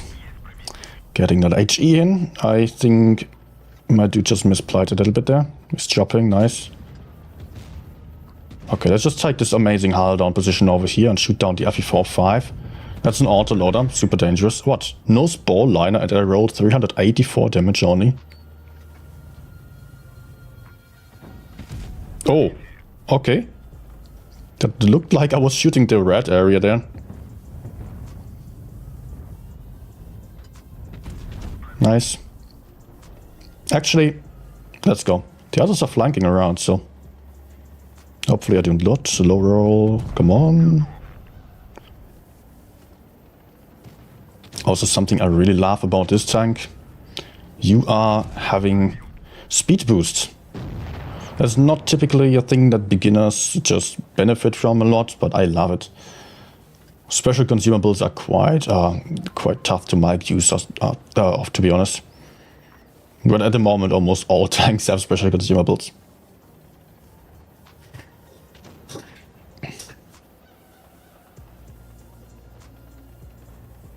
Yeah, okay, he's being taken care of, so I can just go for a Chieftain. They still have a T-30 somewhere. Might be here as well.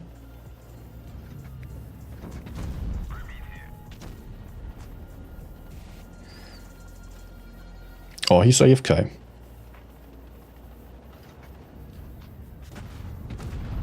Nice.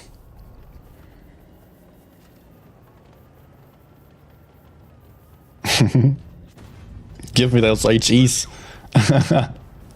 Oh, yes, he's over there.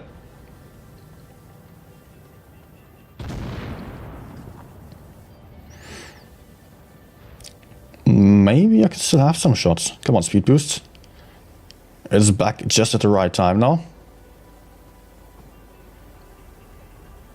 Yeah. I will still have one shot.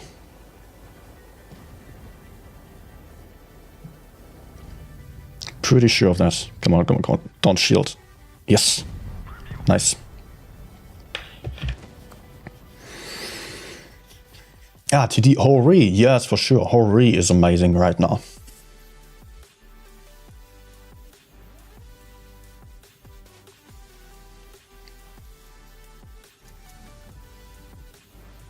Don't need Ice Forces. I have the type and I think it's better, but maybe I'll go for a light tank.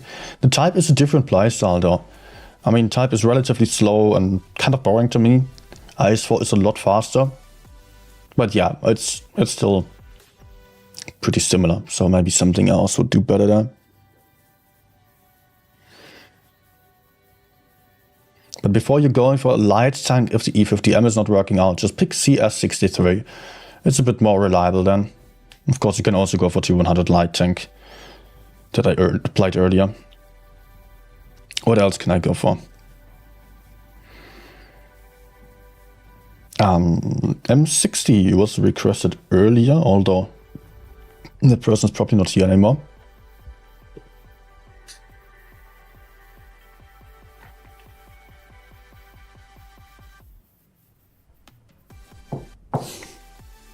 Best tank is email 1951 for you. Yeah, that one's quite good as well. If you like that one, you can go for the AMX 50B. That's the closest counterpart. Although at the moment, the heavy, the autoloaders are not that great in this matter.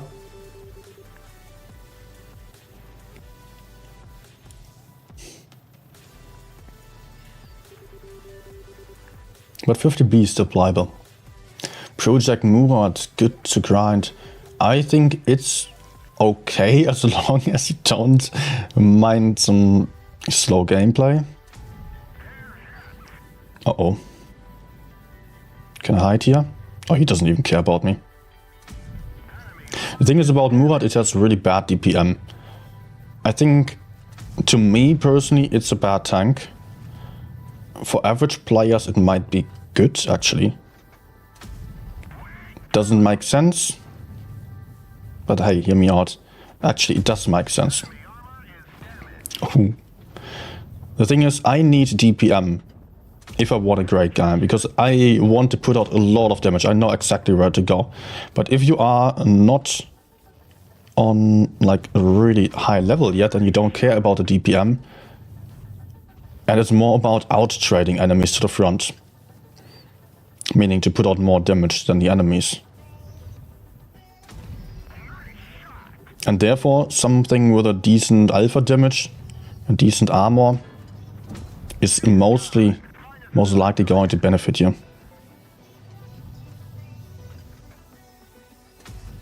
Oh, nice. I already thought I would miss this one.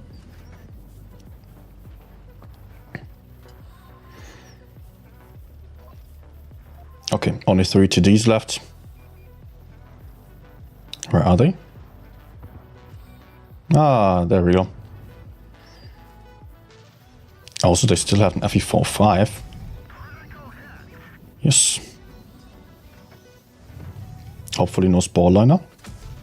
Oh, it does have Spore Liner despite not having any camo. Nice. Let's try to track him, get behind here. Speed boost for the win. Love it. And I'm even out of HEs.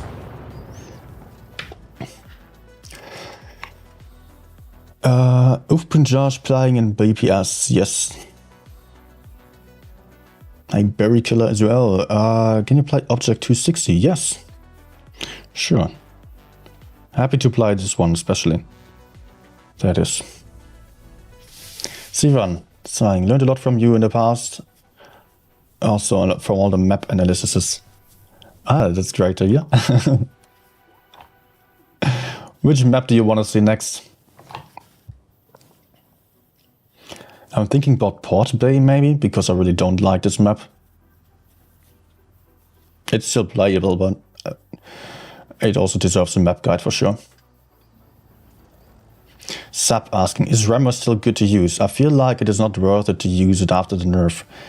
I would say that, for me, generally, I always play a tank with the Rammer first, and then I try to find out, is it having worse penetration values on the premium ammunition, not on the standard ammunition, because that's mostly pretty much the same. But some tanks have far worse penetration on the premium ammunition, or you have something maybe that's having really low DPM, and it's not about DPM anyway, so you might just say, okay, if I already shoot only once every 16 seconds or so, then I want to make sure that I absolutely penetrate this shot. Or then you can go for calibrated shells. But for me, it's really more about, is the premium ammunition on the same value as other comparable tanks, or every other tank. So you have some tanks like the Yo with calibrated shells. 50p I wouldn't use calibrated shells on, also because calibrated shells have a larger effect on heat than on APCR. So if APCR is the premium ammunition, using calibrated shells doesn't make much sense at all. Let's maybe go in here. Nah.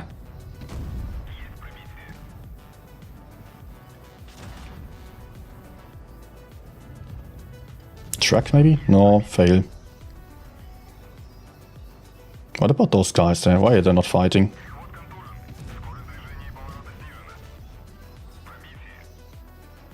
Okay, back into some hull down position. Nah. Oh, okay, stops. What the hell?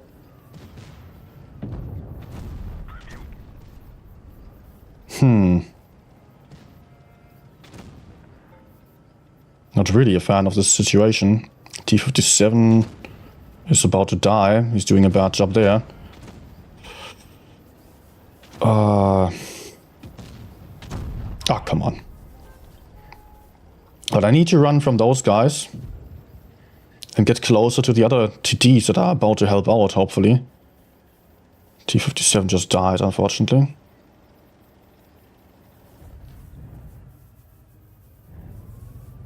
No. Nice. He doesn't have gun depression yet.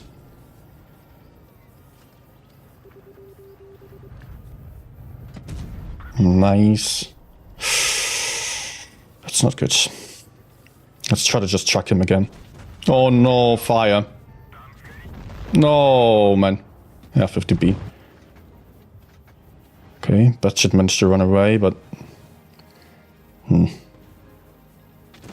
I thought I could maybe get some help, but... I think I expected way too much from my teammates here, who are just now moving into the middle and dying. Okay.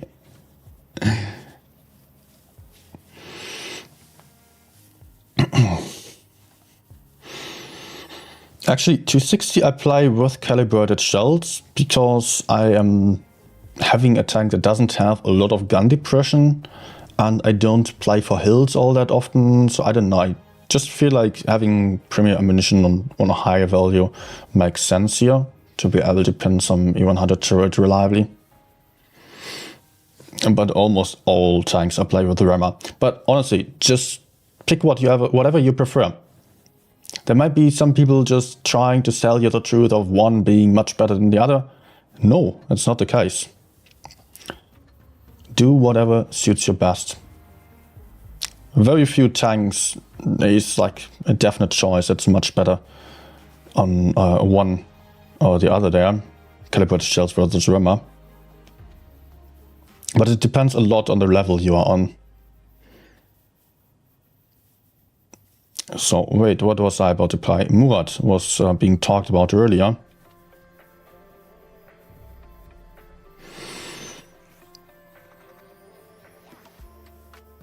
Sivan, I'm not going to end the stream at 10 PM. I'm going to probably keep playing for an hour or so. Adam asking for 777. Yes, I can go for it again. Oh, again as well. That's what I wanted to say. Hi, Adrian.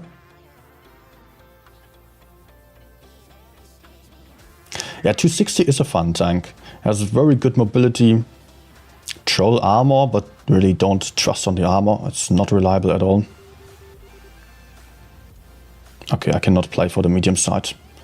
Just checking the lineup at the start here. We are 2 mediums versus 3, and enemy is only having 2 heavy tanks. They are most likely coming over to the medium side as well. I hope that the E50M is also paying attention. Or E50, yeah. Wait, E50M, yeah, it's tier 10. No camo, but he pays attention. It's coming over. Good. I really don't expect many enemies to be here. With only 2 heavy tanks and in encounter on this map, they are most likely all going for the desert.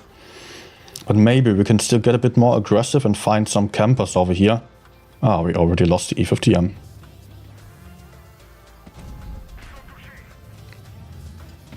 No.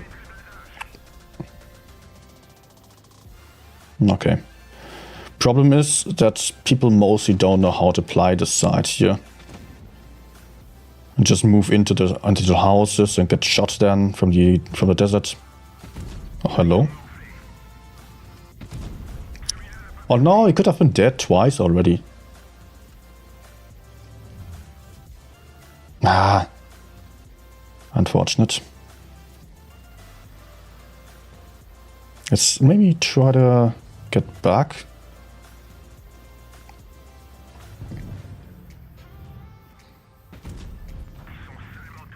Oh yeah, he's getting blocked by his teammate. But we're losing tanks. Damn campers just not moving.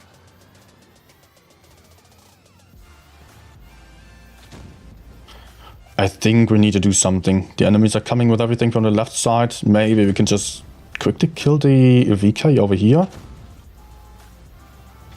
Nah.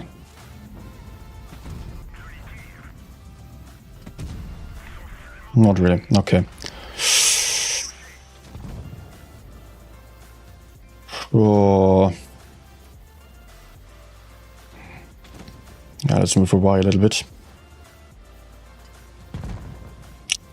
Maybe a bit more.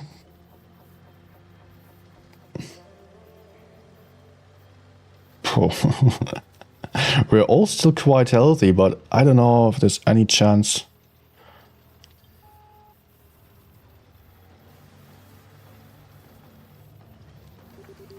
They have really bad positions because they can get crossfired. Would be great if they were coming over here. Nah.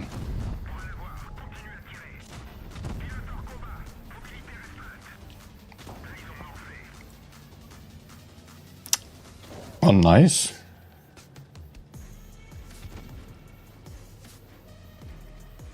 Come on. Okay, the enemies are already pushing behind there. And my teammates are in horrible positions. Come on. I just want some damage still.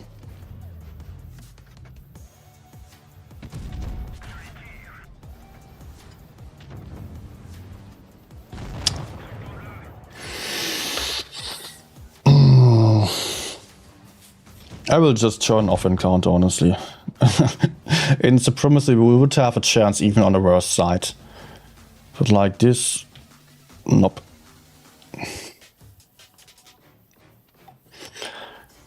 Where did I end up on? 3.4k, but...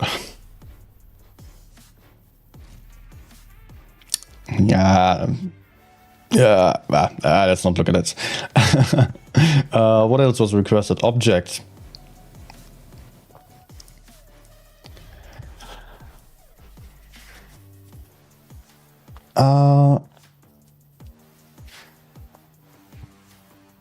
Crazy RNG on T95 headshots. I mean, they were fully aimed in. Yeah, a bit lucky for sure.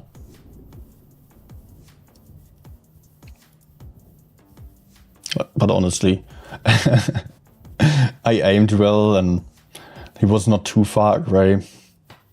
Not moving at all. Darius asking for VK90 or 1P. Yes, I can also go for that one. Also a great tank at the moment.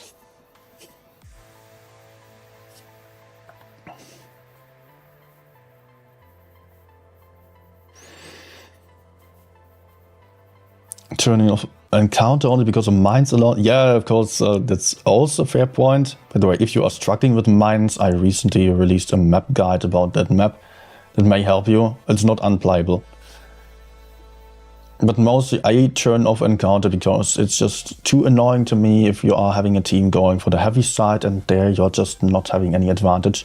Unless if it's Supremacy, because in Supremacy mostly there are some caps over there, so you can take the bases and just sit it out, let the enemies come towards you. Even then, I mean, the last game, people were just standing around, that was not working out. Anton is asking for 60 TP as well. I think we're having quite a few tanks on the list as well right now. Like VK90, this one for now. Then, what else was there? 60 TP, I can add that. E50M as well.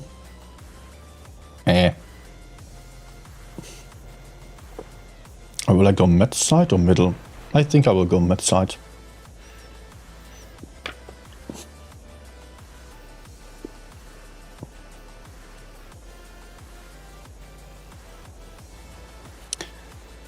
Charles asking, do you know why the laptop version does not have the auto-aim like a tablet does?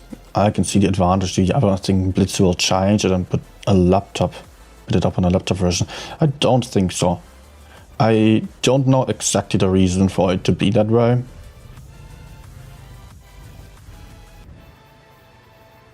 But yeah, on PC you just generally have an easier time aiming because you're having a mouse and a larger screen.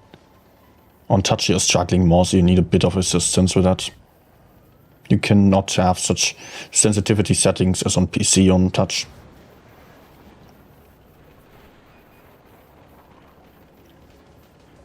Nothing here.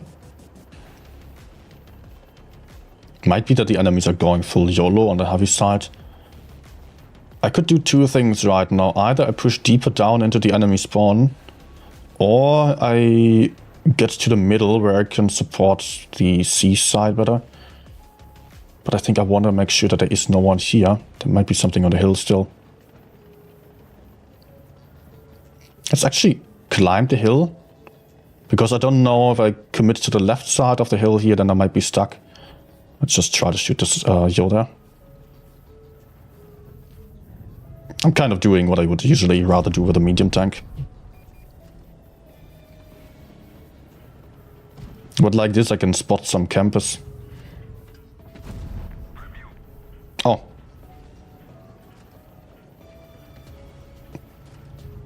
Maybe. Okay, sportliner.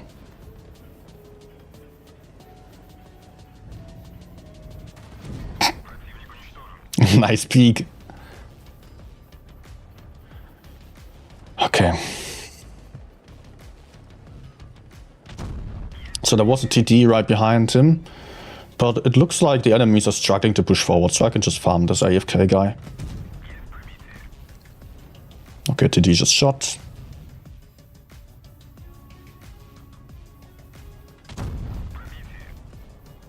Let's go. Oh, what the hell? He just woke up, for sure.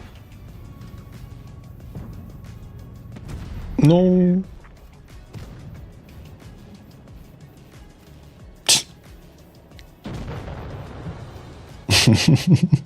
What the heck, man?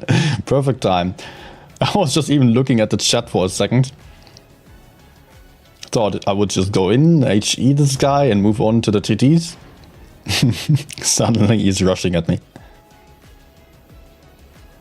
So where is the WZ now? Oh, please don't double tap. I want to survive a bit still.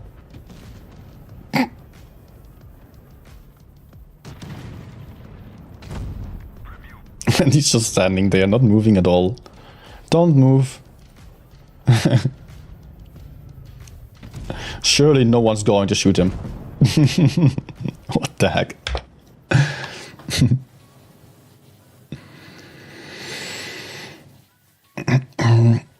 Cuba asking, why don't you play on PC? Actually, I've been playing on PC for 80,000 games, in case you didn't know. But then I switched over to touch because of just tournaments and being able to sit on the couch while playing. That also helped. Was just very relaxing. And I stick to it. At this point, I don't have to stick to playing on touch, honestly, but I don't have any reason to switch over to PC again. I mean, for streaming, it would maybe be even better, even. But, you know, I'm feeling comfortable on touch now, and most of the players are also on touch. I would need a couple of months at least to get back to a good level on PC. So what other tanks were there on the list? The VK90 and E50M. 60TP as well.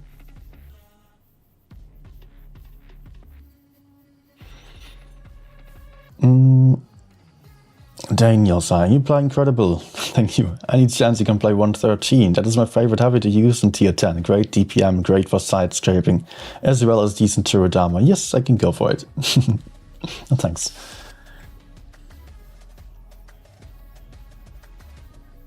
Yeah, E50M coming after this one then. I think that the request came after. Not sure.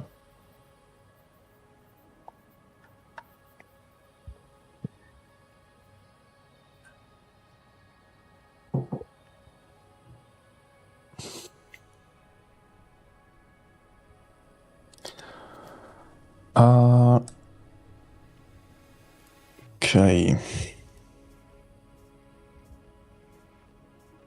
Man, it's not even that light and the queue time is pretty horrific.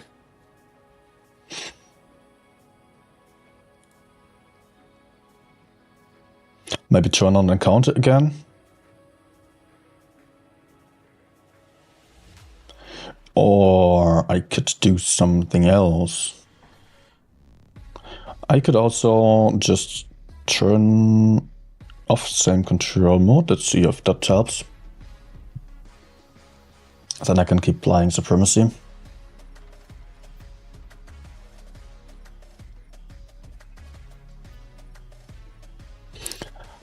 Hi, Grille. What's to see Grille after? Yes, I'm fine with that. KV Junior, Snuffer. I don't have that on this account. I would need to switch accounts for that. I never bothered purchasing it because it's just kind of boring in my opinion. It's like a bad smasher. So yeah, I do not feel like it's a tank for me. Generally, I just love some fast tanks.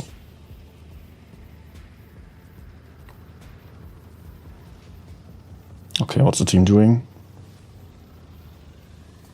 Do I go center still? I think yes. Usually I prefer playing for B and A here, just to make sure to secure some map control and also a cap. And now he goes for B.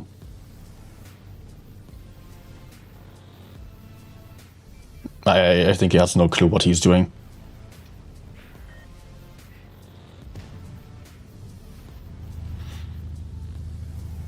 Any gap? No, not quite.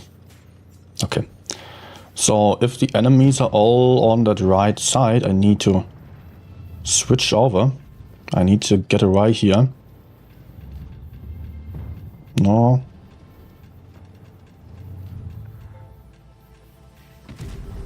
Nice. I mean, actually I would just stay on the left side of the hill here. But you know what, am I just capping the base? My teammates are already dying. Usually I don't want to win on caps, but hey, I'm almost done anyways, and looks like enemies are YOLOing.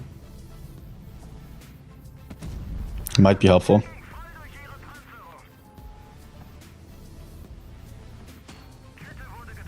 Nah, come on. F. Do I even go in still? Yes. Teammates are not dying yet. I should be fine. Let's support here. I mean, I'm playing a heavy tank. If I don't get shot, my teammates die. And here I have some support of the guy behind as well. Can't even pressure the enemies. Maybe drag them towards me. Or just kill them.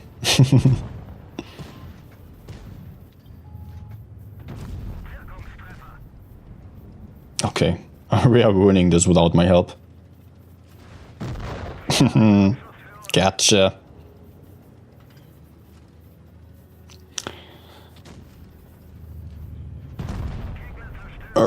Turn. This is a bit too easy here.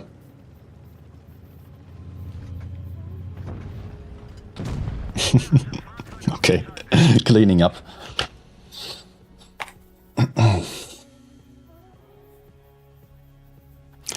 I recommend having time control mode on. You might be seeing some 7-hour sweeps. I don't think there is any reason to believe that 7-hour sweeps would be more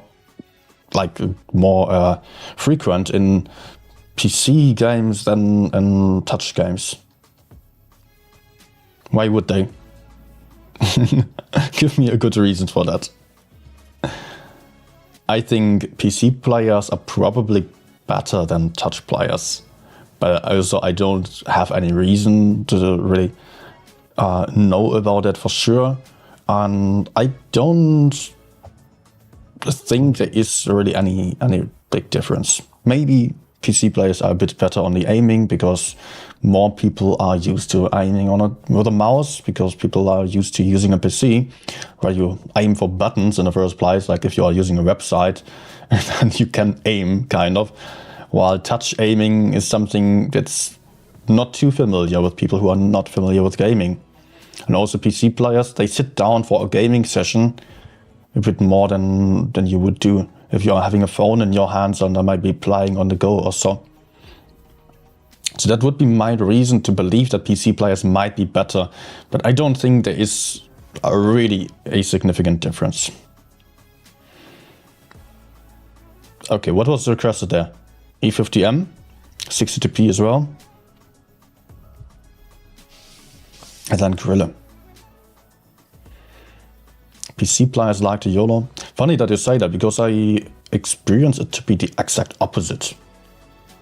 I mean, when I was playing on PC, I was used to playing more aggressively because I was fine with enemies playing, or used to enemies playing a lot more passively, so I could take aggressive positions against them.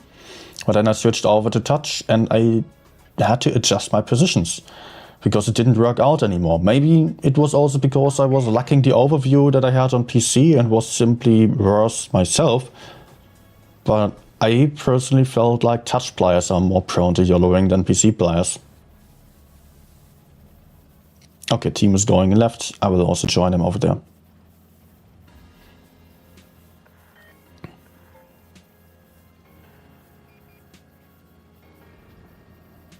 Okay. Let's shoot out C.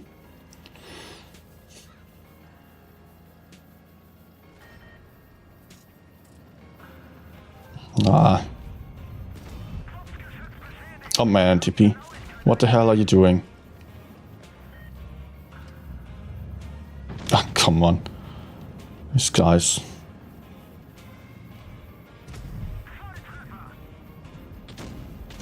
Oh, we should kill this one. He seems to be alone there. Oh. Can I YOLO him without getting shot by everyone? No.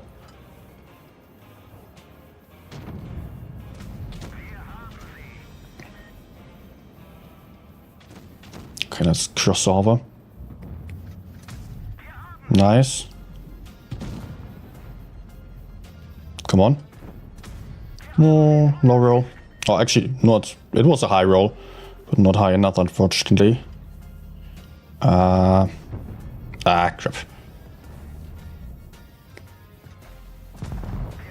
Good.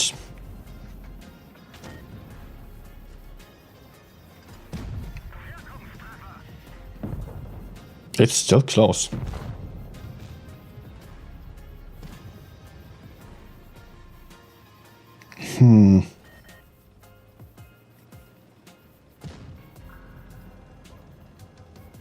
Maybe I can just 1v1 this guy.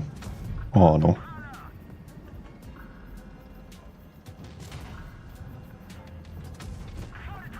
I mean, once I'm in face hack, he's really going to struggle. Oh my gosh, there's another one. Okay.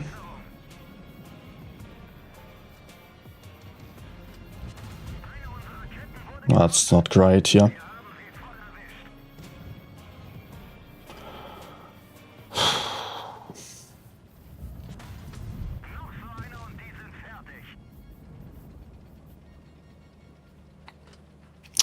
Not great at all. Nice.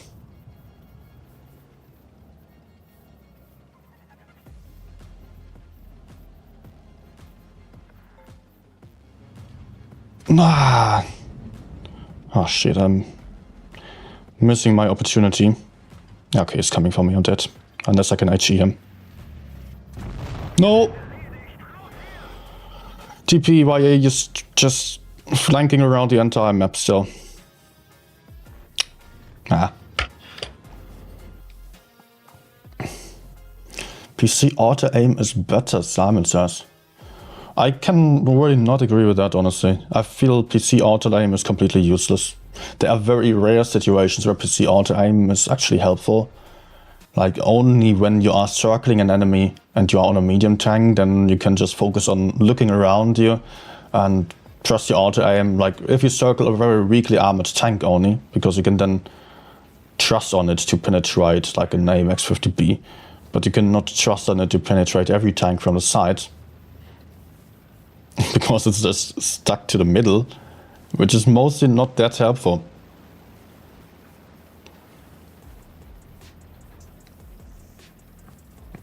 Touch auto-aim, meanwhile, is just aiming for weak spots. Or you can aim for weak spots and aiming your, helping your aim to hit them more reliably.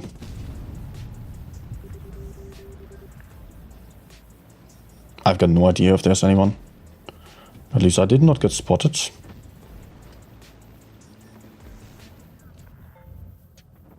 No?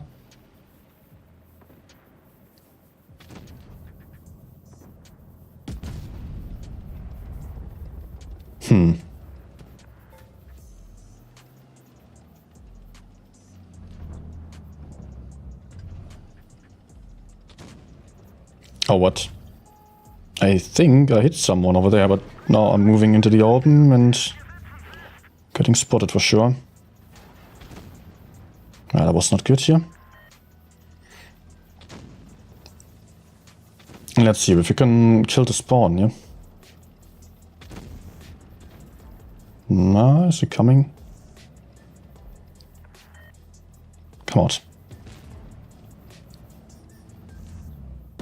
Oh, dude. Anti-armor wrecks me. No!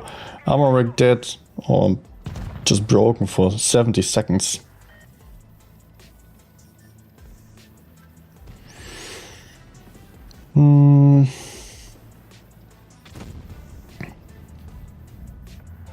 No. This game.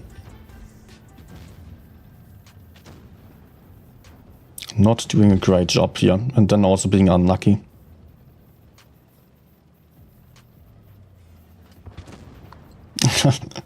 Can I shoot someone? No, some enemy gets armor wrecked as well. Failed move indeed. Hopefully he doesn't have spawn liner. Yes. 1k damage into this guy still. But that was about it. 1.5k. I will have to go for another Griller game.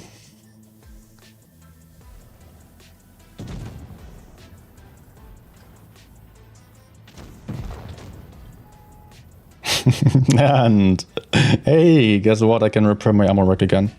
Yes. No! Man.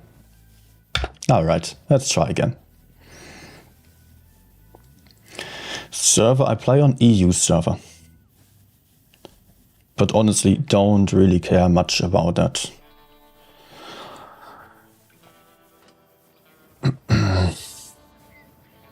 Simon saying I have better zoom on PC plus 27-inch screen. But you're now talking not about auto-aim. You're talking about general controls of PC. But auto-aim on PC is quite useless. I barely ever even use that at all.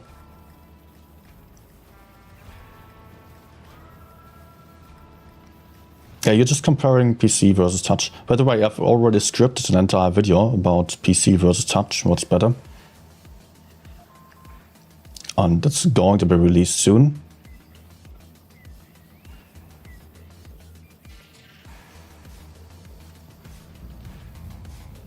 Come on. But we need to go in here. It's actually kind of bad that my team is going for the left side if enemies only have one heavy tank. It's very unlikely for them to be on a heavy side in the first place. So let's try to do something here. We also lost one tank who was YOLOing in at the start.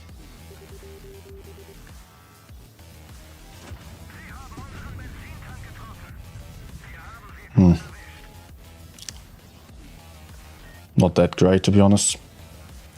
And now, man, we're down a tank. But pretty much everyone is full life still, that's good.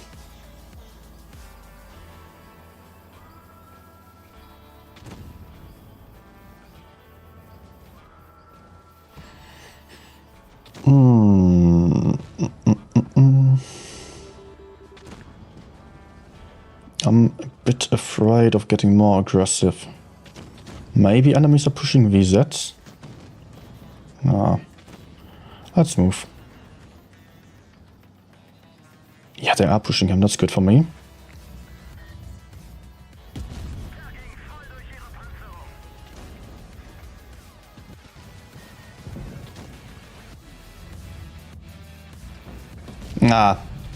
Okay, I should have used reticle calibration on this shot already.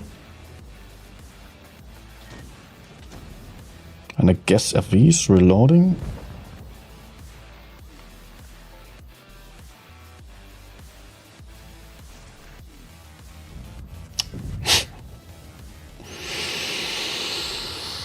Fail. Ah, dude. Now 268 shoots me.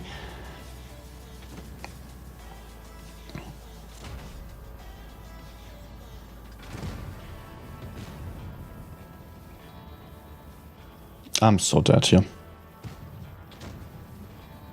Unless I can HG him.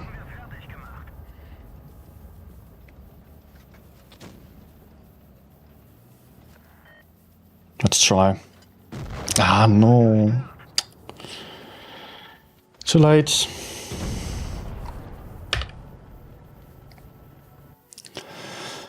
I will play something else again. Wait, was there still something else requested? 60 TP? Yeah. And I think after that I will go for some faster tank again.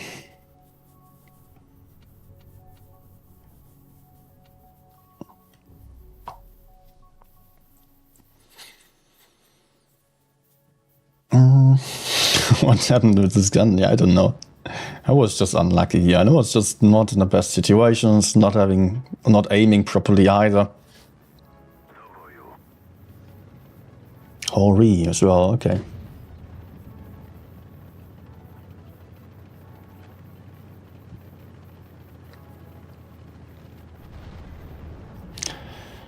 Wired connection versus wireless on PC. I have 10 FPS, 10 ping. Not FPS, max FPS. Well, I'm having the same FPS on PC as on touch, and also my ping is exactly the same. No.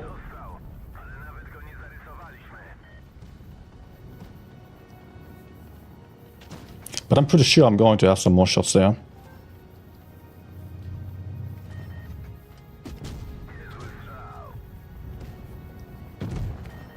Because my teammates are in bad positions there. Don't go for B, honestly. Guys, it's not good.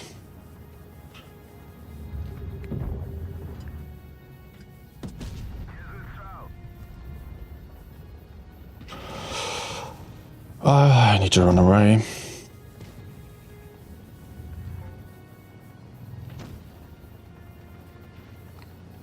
I don't want to be the first one to get pushed onto. Can I put this shot out over there? Nice. Okay, so let's hope that my teammates can take him out while I can just take the base back here. Because it's going to be tricky without it. Oh man, this team.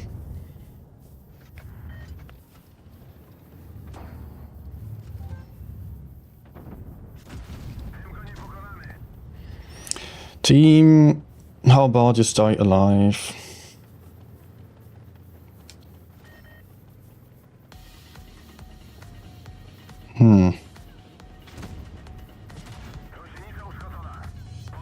Nice.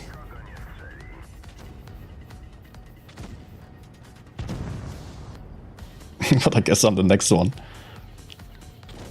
Unless I can still get some support with the E5 here or get an Amarok, which is a bit unlikely. No. No, man, not having gun depression. No! Sure. Ah, come on.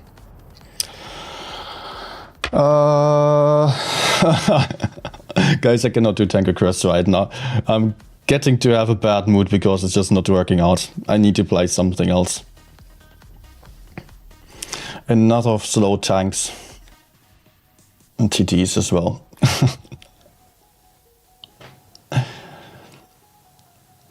Just need to mix it up with some good tanks again.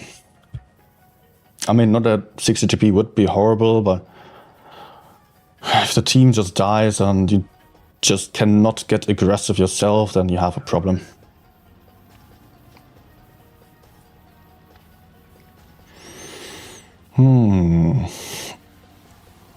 So, a lot of heavy tanks, yeah. And I'm a medium, that's great.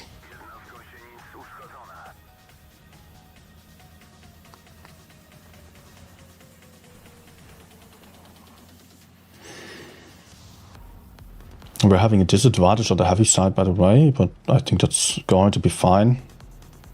Let's just see if I can farm some damage here. Might be pretty good for me with this lineup.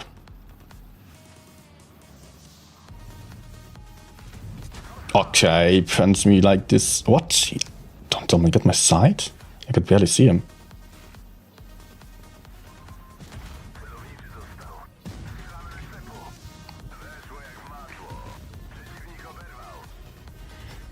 Why am I so freaking unlucky right now? I am not happy. Okay. Let's make sure I don't lose any more hit points. And then there is a freaking... No! Sure. He kills my freaking gunner. 60 seconds without it. And I might be one shot to the Sheridan now. That's my main concern.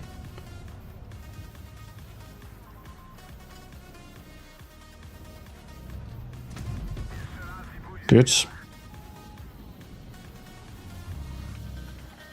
Now Iwan can pick him up.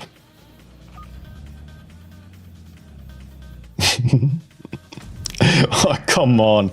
I would have such a nice opportunity for farming damage here if I was just having my gunner back. Ah! I am... man. Now my T-92 did not manage to pick up a one-shot Sheridan, and I'm about to get pushed onto. But hey, I can get the kill, I guess. Yes. Problem is that the Sheridan might just come and kill me now. But hey, I'm having shots again. Having my gunner back as well. I'm happy.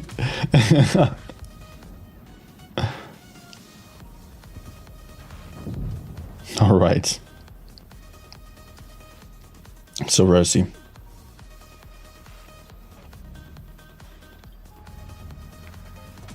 Yeah. Just a last shot. Okay.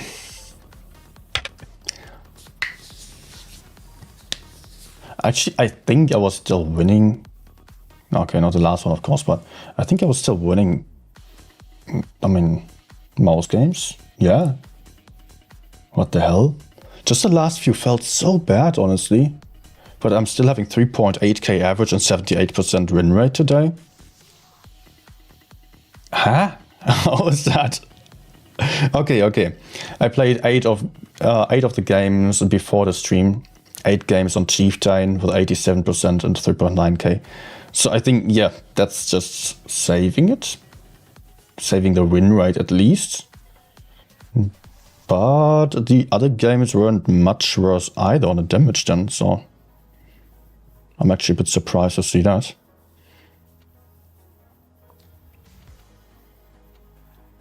At least the last games I was suffering so much. Okay, let's give the Hori a try. There we go.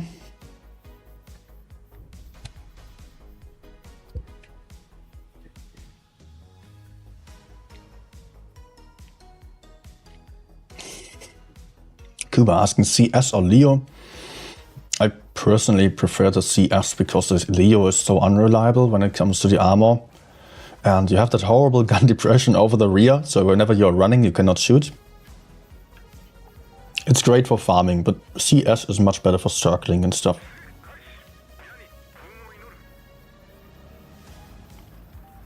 Oh man, I really noticed the mobility difference since the nerf here. So much slower now.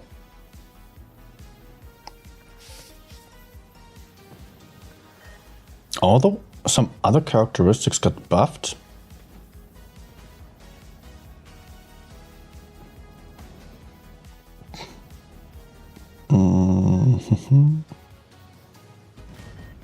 Oh.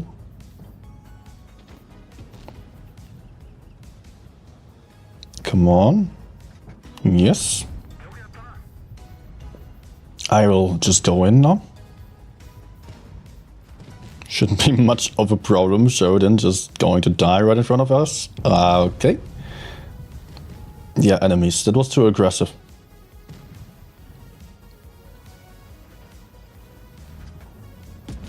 Nice. I'm not getting a ton of damage like this if the game is just a steamroll. But hey, what can I do? I'm just moving forward. Just that I'm not fast enough. Come on.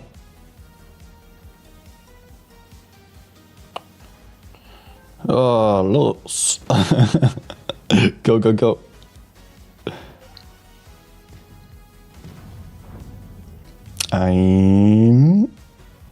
I'm not even shooting IEP there because IG. The IG is not that great on this thing.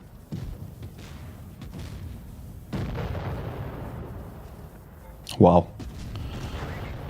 Yes.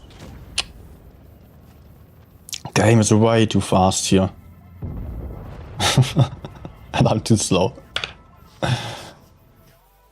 Like a gorilla, but with armor. Yeah, kind of like a gorilla actually. But the gorilla is still a lot faster. Let's try again.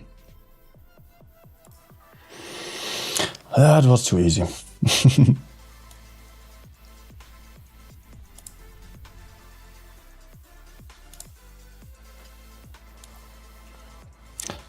And now I'm just going to get steamrolled.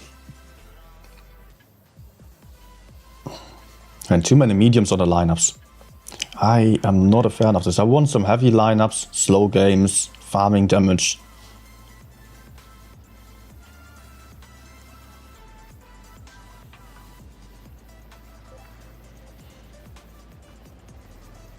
Probably someone was writing on a chat. Suddenly people are writing affirmative. But I'm not having chat activated. I don't care what people write. I just want to see what they are doing. And they are going for A. We have 2 heavy tanks against us. It's really unlikely that they are going for the heavy side. My goal usually is to just move in here at the start and see if some heavies are crossing over. So, okay, we already made some good progress there. Killed 1. I still think that we are having 2 guys completely useless. 1 guy over there maybe kind of useless.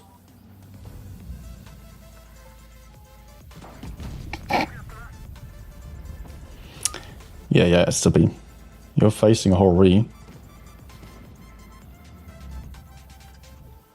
Come on, FE maybe?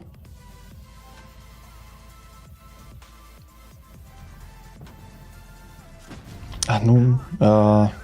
Should have maybe turned off auto aim.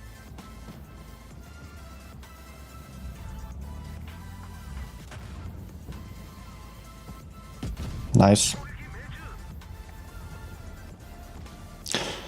But it looks like enemies are making progress on that left side there, so I will also move up a bit more to shoot into C. Ah. Okay, also my heavies are not completely useless over there, although they are farming an E100, which doesn't really matter to the outcome of the game.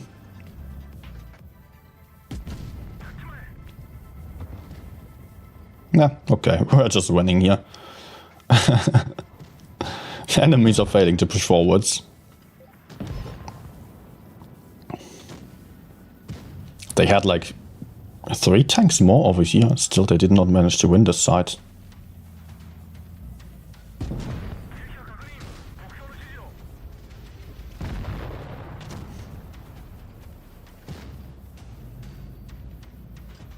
Yes. Okay, 2.6k. And really not much more I could have done here. I could have hit 1 more shot into the not 183, into the FV. But that was it. We had 3 tanks flanking around the map. And still... Okay, the game disappeared from the stats here. Enemies had... Like, I was also in the middle, so we had 4 tanks on the right side, technically. Enemies had 6 tanks on C against 3. And they were not able to kill by C. Okay. Maybe back to... What am I going to play? Oh, I want a Vickers game. Something fun now. When the games are so fast, I am really getting frustrated with slow tanks. Want something that can keep up with the fast tanks, so I can, or with the fast teams, so I can still farm some damage.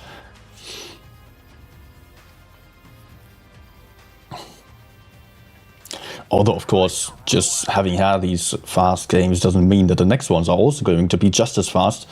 Can of course be totally different. But just from my feeling about the battles, I don't want anything slow right now. Type 71 is a very slow tank.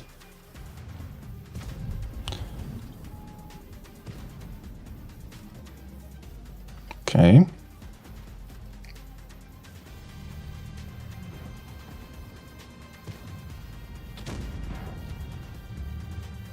Maybe truck. Yeah.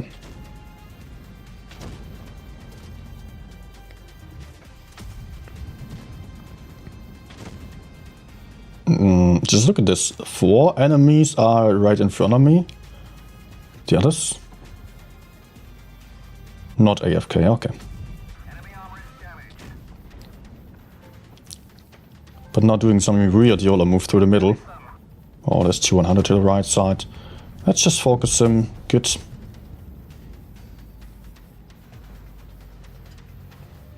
You know, I should just ignore the 100 and push out the STB. Oh, yeah, of course. Yeah, it was not a safe driving route. I should not have done this. I mean, I could just approach the STB from the other side here. Guys, can we go for him? Because we should be able to. Come on.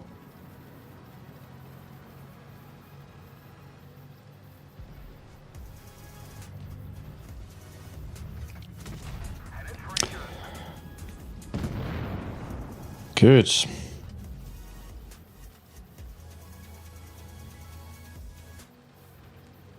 Yeah, we have this game already. Enemies down, 3 tanks. LT's running. Camping E6 over there. No.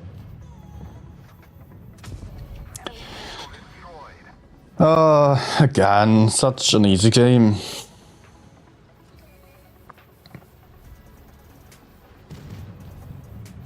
Frustrating.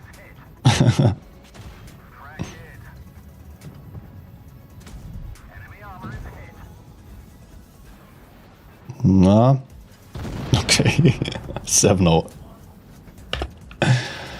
Maybe object 140. No. I'll stick to some fun tanks for now that are good as well.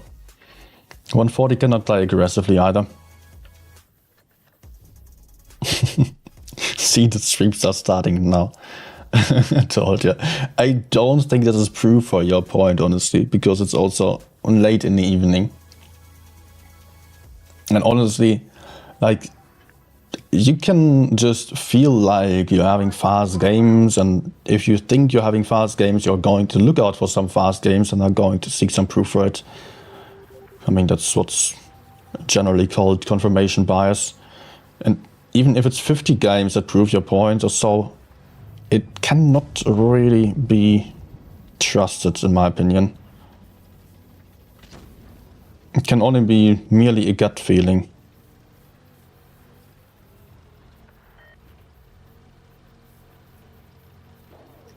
And that's you're really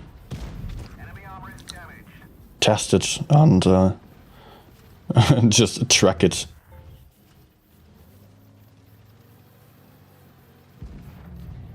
Okay. No. Yeah, that's not working out. Can my teammates also maybe fight? We have so many tanks here.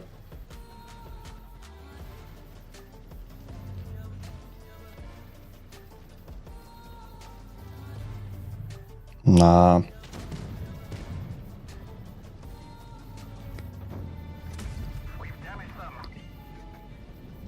Nice.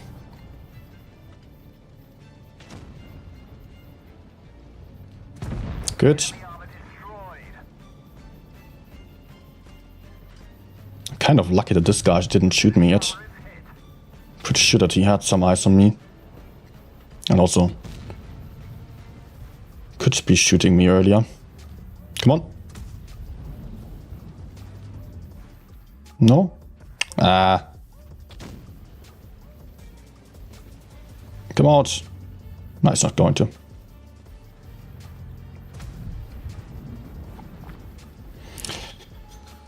Can I actually climb up here? Yes. You don't time roll me now? Okay. And the other one is there now. Fine with me to get the kill, or get killed here. But again, steamroll. I had a really good teammate as well.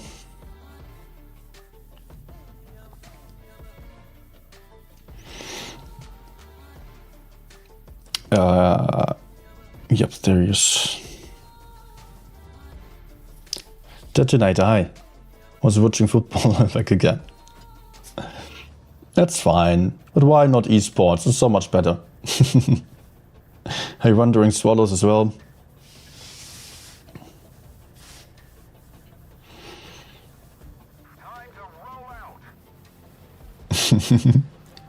Darkman wants to get better enemies. But this is again going to be a steamroll game. Like, just look at the lineup already. So many medium tanks. It's impossible for this one to be a slow game, almost. But hey, we will see.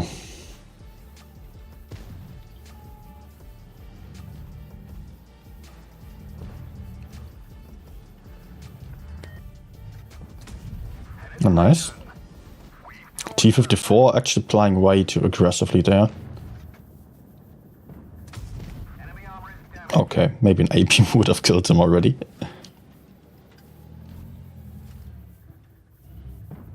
Nah. Get too afraid of the Mino. I'm so glad that they nerfed the low implied. It was way too well armored before.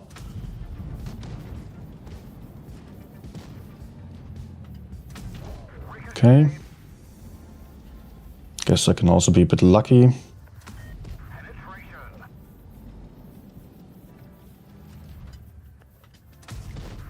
Nice. GG tier 54. What are you trying to do there?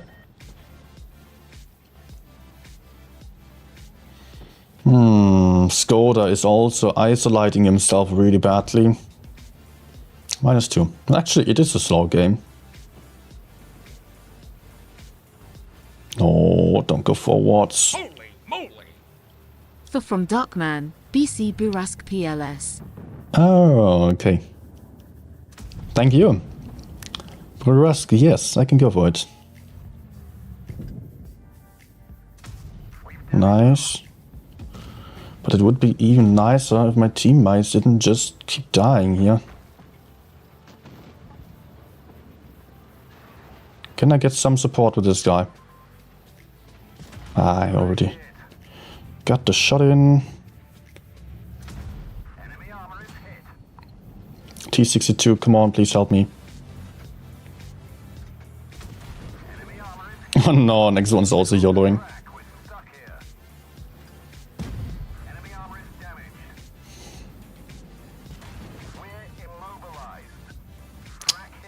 Sure, man.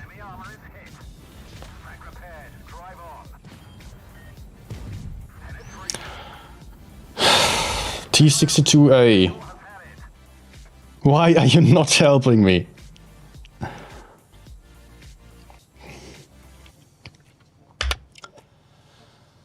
Standing there and watching.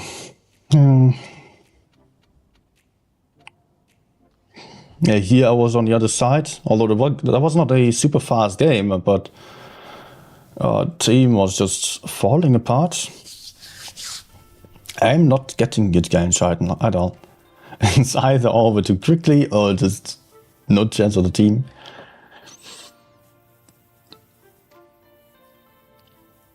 But Burask now.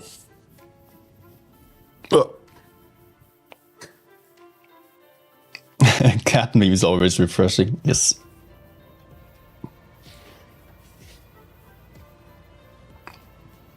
Okay. Fit again. Football or American football? I don't know what detonator was watching, but actually right now it's probably too late for European football.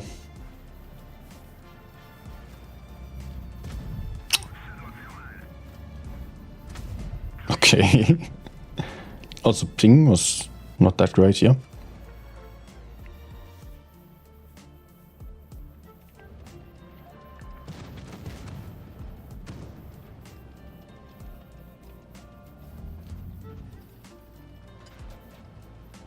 Well, let's get over to the left side. We can just kill this flank here, no problem.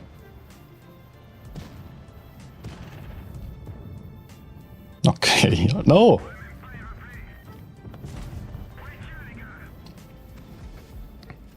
Guys, we have so many tanks here. Why are you not going to the right side? We were having a massive tank advantage, and he's running away. Right when I come to help out. But then we kill this one. That's also fine. Do I still need to help there? No, I don't. T77 is going to die soon. So I need to be aware of that and not rush in too aggressively. But still I can have some shots into the VK from over here. No.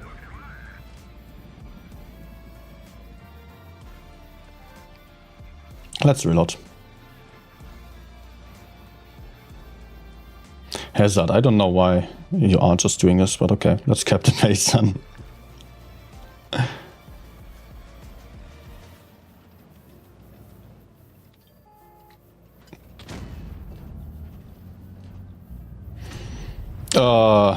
Okay.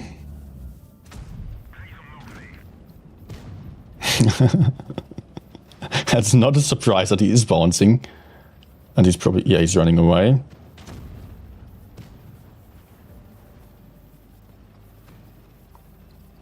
Okay, let's kill that Caliban.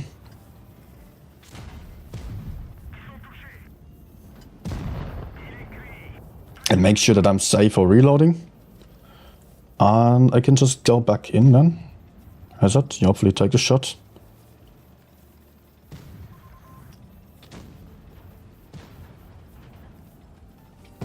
No. Okay.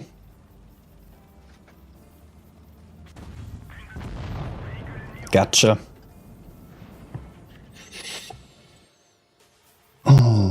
Brusk great for rating battles. Yeah, that's probably true. I mean, Brusk is great anyways. It's one of the best tier 8 tanks out there.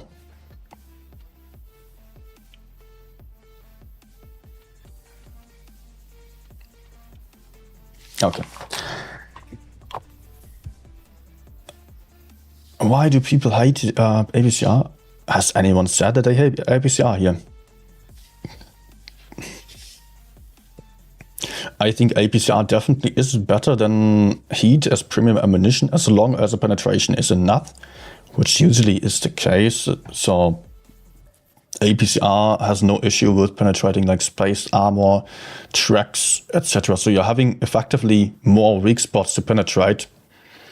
But if you are switching over to calibrated shells, which I know a lot of people do, then you can see here on the right side, the effect on heat shells is 13% more to the penetration. For APCR, it is only 5%. So that's a really massive difference. So if you need that extra penetration because you face enemies frontally a lot of the times, and you play a lot of heavy tanks, play against heavy tanks, then having APCR is a disadvantage. But I personally mostly play with Rammer. So I'm fine with it. Okay, I will quickly get some more water. Be right back.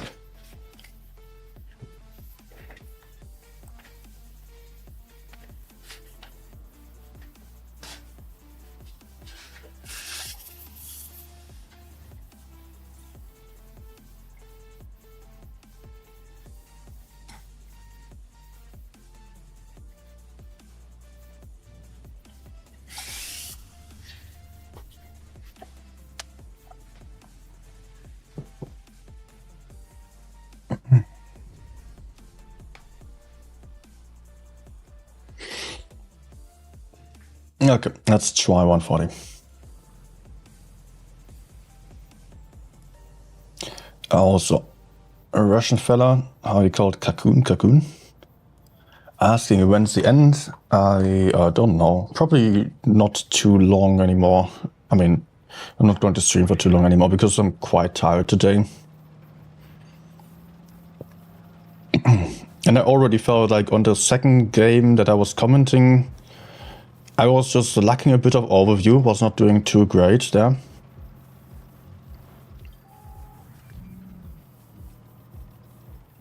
Also having some tongue twisters.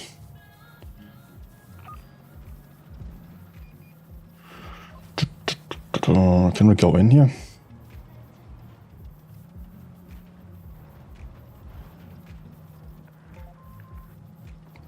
I feel like there isn't all too much. Yeah, E50M is also moving, nice.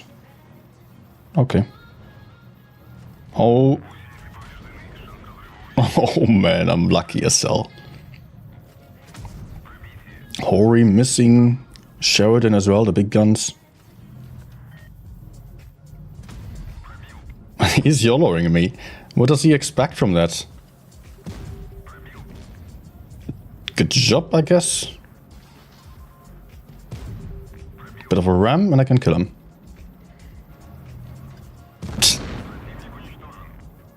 And he's just staying on the rails. But hey, there's something else as well.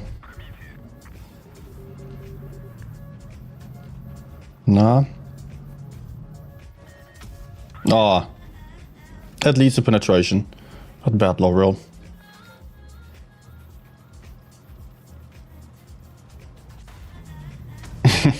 Okay, I rolled higher than a Leo, despite me having 310 versus his 360 alpha damage.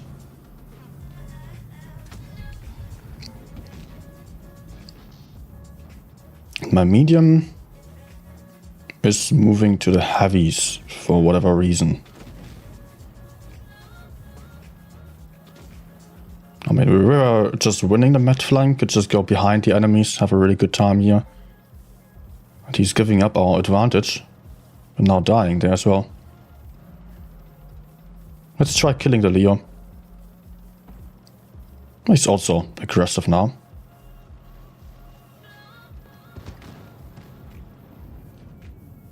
Track please, no?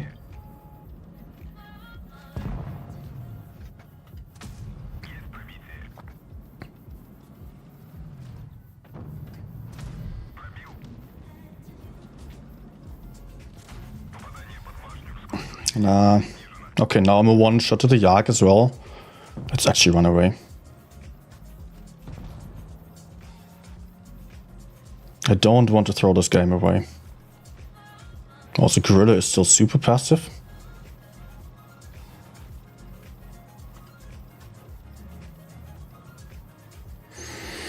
So I'm basically alone here. Gorilla gets spotted after shooting. Ah, nice. Maybe Gorilla can shoot him. Let's not shoot yet and hope that he's turning.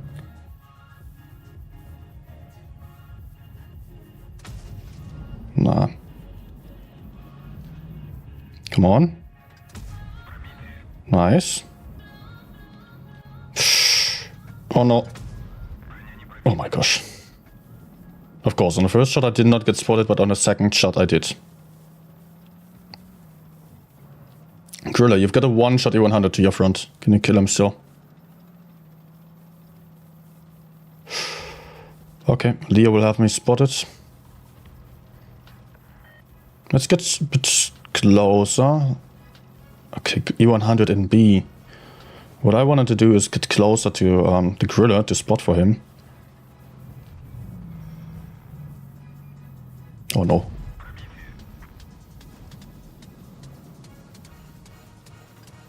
Nice, he's afraid and moving out, that's good.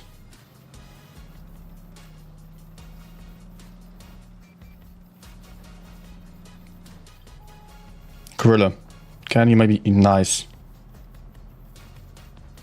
Now I just need to make sure that the Yak doesn't kill me. Okay, there he is.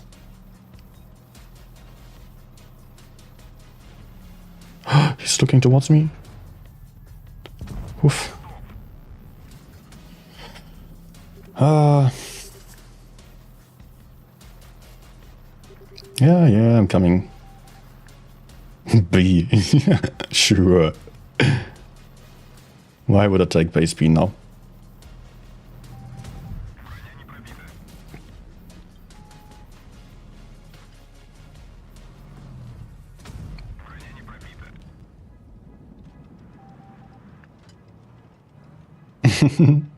Ah, crap. Okay.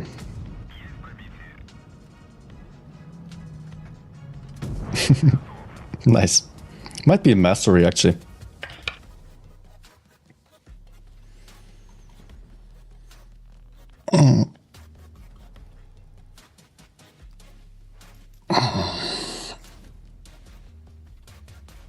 Jan is saying, I have a suggestion for the Discord server. Create a room for every tier in the game. Make the best equipment for every tank in the supposed tier. I think that will be a great addition to the server. You know what? If you are looking at the Discord server, here it is. I think I can zoom in as well here. Yes, that's the Discord server. And if you are scrolling down, there you find Blitz mechanics. In this channel I have collected a lot of very helpful information, and I have also one section about equipment here, right at the top. Here I have given you all that you need to know about equipment, and that doesn't require different tiers because it applies to every single tier. This is my main equipment loadout. You can just read through it, where it's just talking about different tank classes and some different choices you might want to go for potentially on some tanks. It's all covered there. So thanks for the suggestion, but you can already find it there. Blitz mechanics down there in the around the Blitz section. I've also covered stuff like ammunition and standard ammunition loadout, modules and the weakness of modules. Then we have visibility checkpoints, view range ports. Like, these are essentials that you should definitely know as well, and I highly recommend just taking a couple of minutes and reading through it. I mean, like 10 minutes or so. Also here there is a section Blitz websites, where I have collected the most important websites around Blitz. Stats, of course, player-based stats as well. Armor inspector, some armor inspector where you can see modules. You also have a map inspector, although I personally never used that, to be honest. And also all the questions around Blitz, like about mechanics and stuff that you may want to get answered, are also here, answered by Wargaming directly.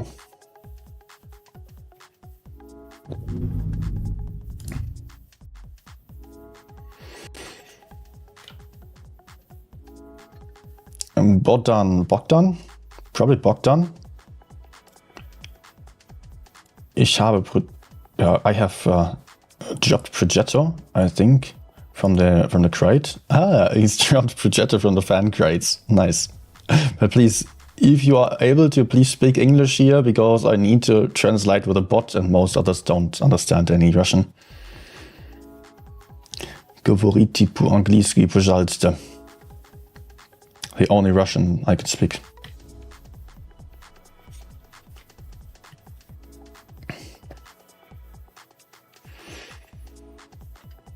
Also, hi Guga. Just dropping in to leave the required like and say hi. Thank you.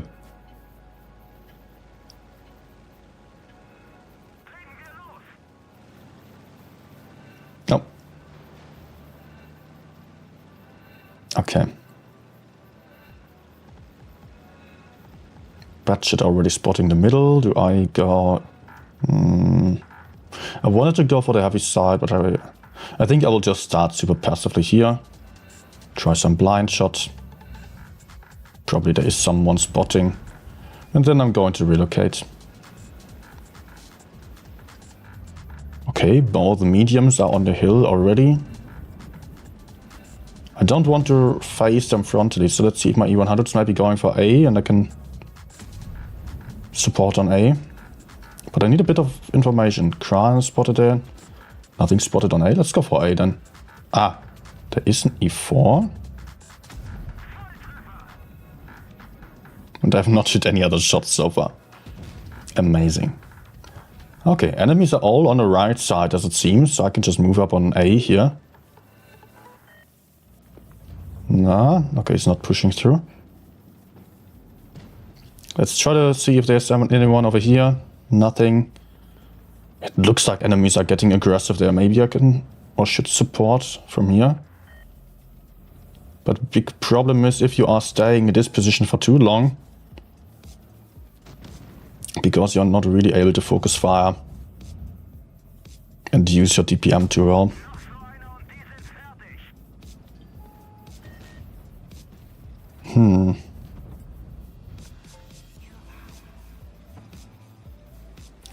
So are they moving in now or not?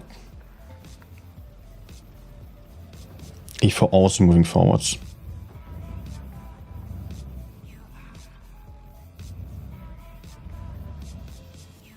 Nah. Good kill.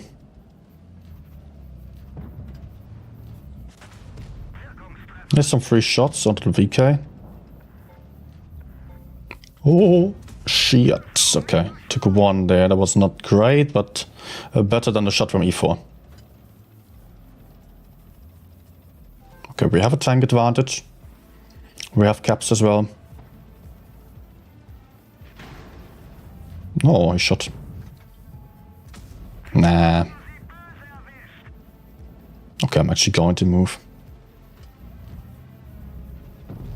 I'm too useless, honestly.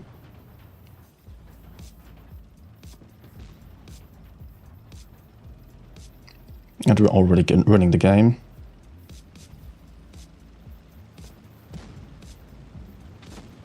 Okay, let's focus him first. Good.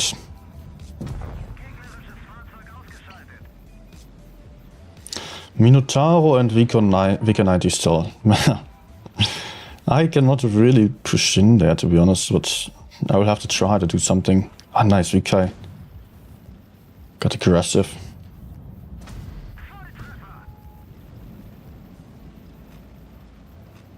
No gun depression. Okay. Ah, no, it's coming. No. Nice. Now. No. I want another shot. Yes. Don't block me. Don't freaking block me. Okay. Nice.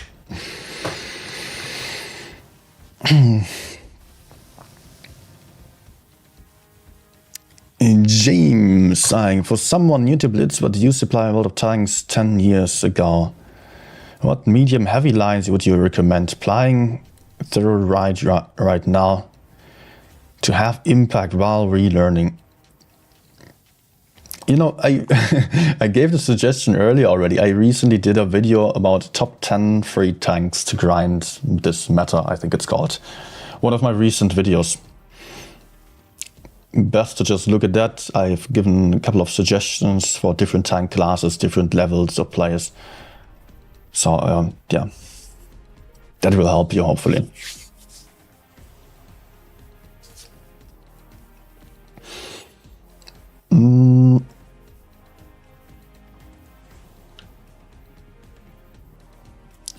Steven asking, can you do a Sheridan game for me? Yes, I can. David asking for WT of E100. It's a test tank at the moment, and I'm, as a CC, as a YouTuber, I do get some test tanks from Wargaming as well. Obviously, I cannot show you the tank yet, But yeah. So much about it, I cannot even talk about it. Oh. No, no, no, no, no, no, no, no, no, no, no. Oh, wait, where's my team? Guys. I've got 2 mediums which are YOLOing the corner for nothing instead of helping me here. Yeah, now I have to run away already.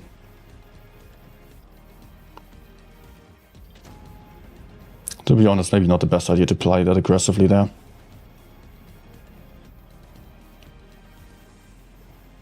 Can I do something on the right, maybe? I don't know. What is my team doing? Not really much right now.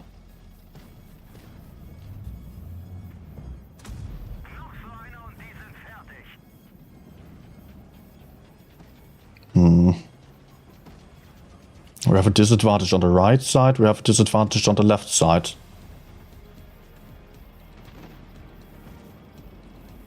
The thing is, we have a heavy tank, which is kind of useless. It's a low tier tank as well. This heavy tank is completely useless. These 2 campers are completely useless. We're losing the game so badly, I can do nothing about it.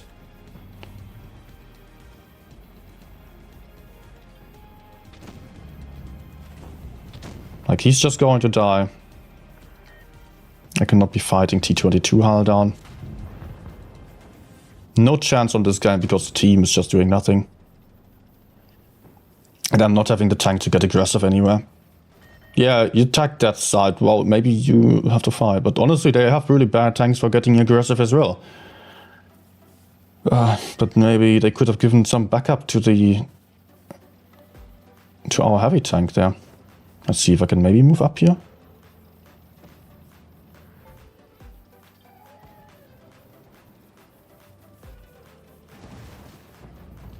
Nah, no.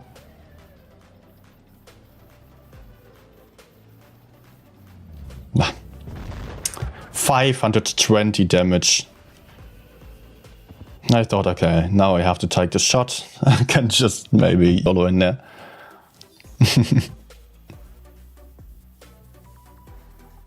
Wow.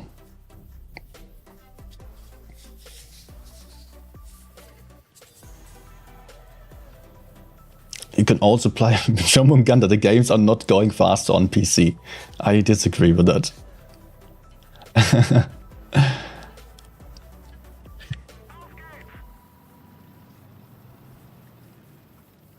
I personally felt like it was exactly the opposite. Games longer on PC, and still, I have to say that I probably only felt about it like that because I was playing worse on touch when I switched over. Okay, I shot the wrong tank.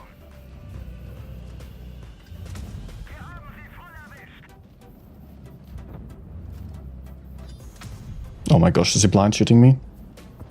Nice. I actually got spotted again.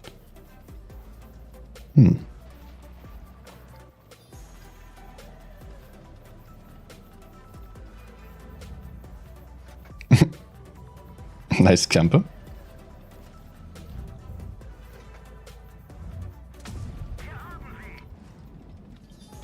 So, did their Grille or FE405 maybe cross into the corner already? Like to the front? Let's shoot the fuel tank there, sitting right there. Actually, I will take a shot and just shoot him.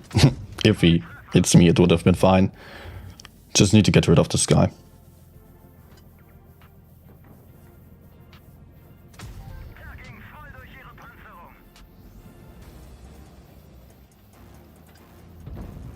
Good.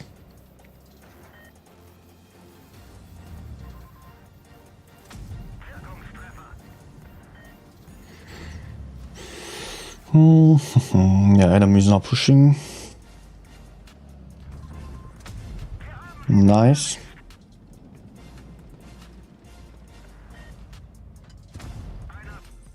Gotcha, good. I think I can just push back in here. Oh, good shot. That was lucky as hell.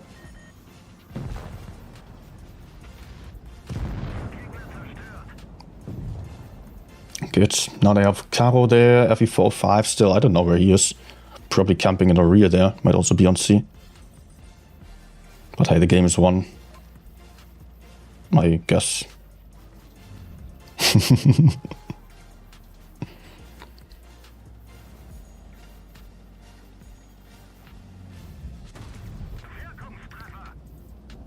Yeah, fine to try it now. Just 1 damage.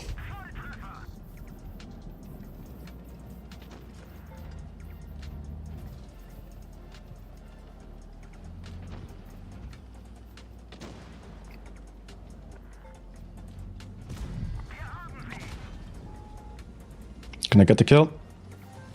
Yes.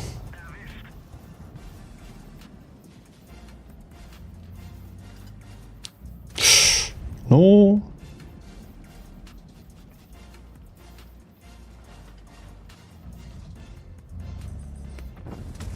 Nice.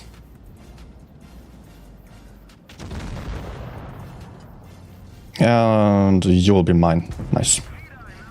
Might be mastery. Could be.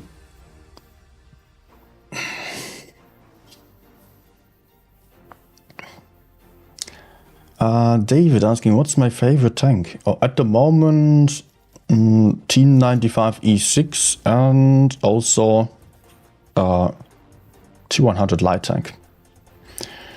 For the most part in Blitz, it has been the batshit though. If you're looking at the games here, almost 8k games on the batshit already. I'm still playing it at the moment, but it's not that great. T62 has been my favorite for a long time as I was still a beginner. Nowadays I don't play it at all anymore. Yeah, 140 I also barely touch right now. Yeah, I'm playing the Leo more nowadays. Leo might actually overtake the 140 soon. And at some point maybe T62 as well. Let's go for another one. Rose of Caramel, hey. No gifts? You had gifts today already. Fan crates were available earlier, but not now anymore, of course. Tomorrow we will have some more again.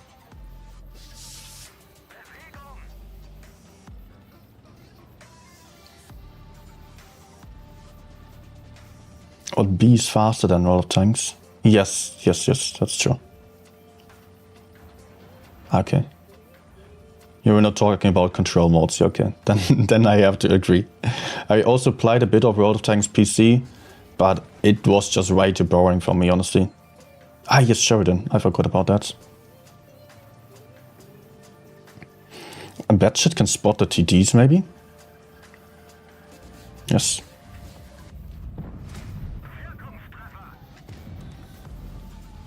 Come on. Nah. Actually, I'm unspotted again, so let's get a bit more aggressive, see if there are other TDs as well, or camping batshits. Interesting.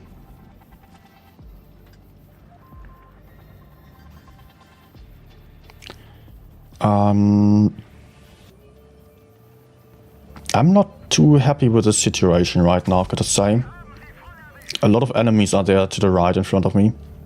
And still, we cannot do too much about those guys on the left side, because my teammates are super passive everywhere.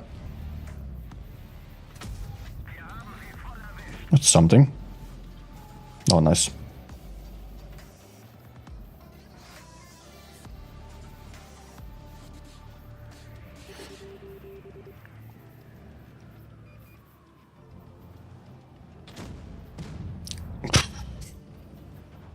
Would be great if I could actually shoot that E4 there. Hello? Oh, let's try to kill him. Nice. That will be helpful. Okay.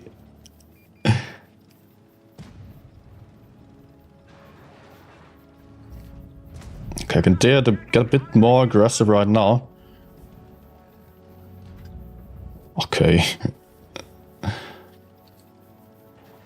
Farming damage, error.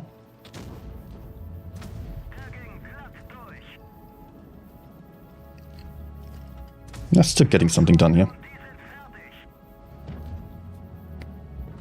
Nah. They still have a 268 somewhere, but I've got no clue where.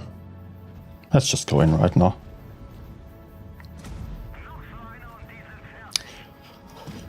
It's time to do something. No!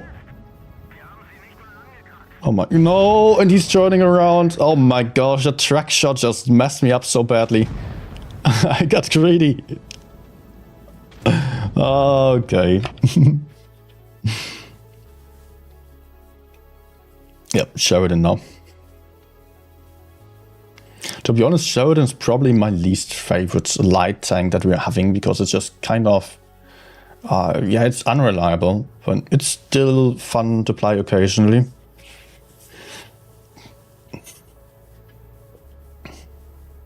And the Darkman, I'm still having to arrange a stream with Juicy for the weekend. Still going to do so.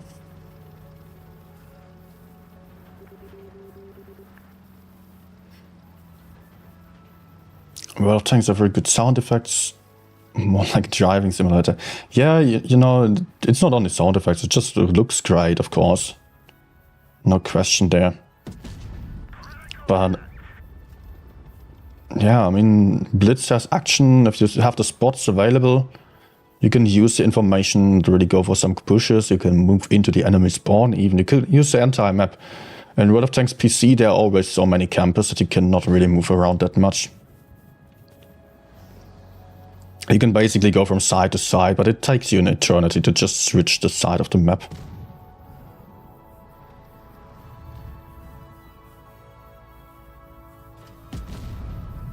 Oh! I hit the T100 with a blind shot. Okay. I was like, what the hell? How did my shot disappear there?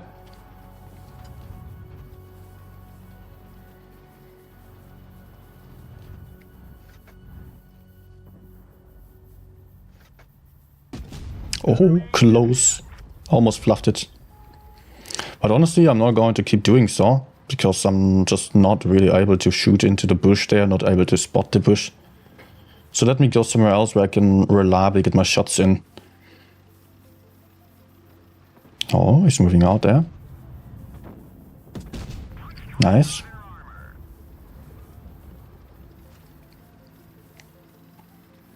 I think we can just push in on C. Reload. No. Come out. Come out. Then move back maybe?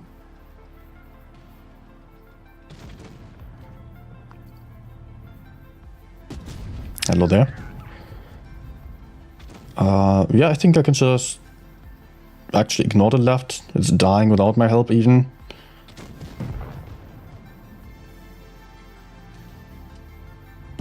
Let's just pick him up. And make sure I don't run into the FE.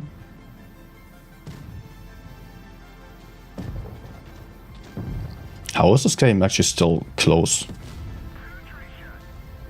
I mean, somewhat at least. Not really, right? Nah, it's fine.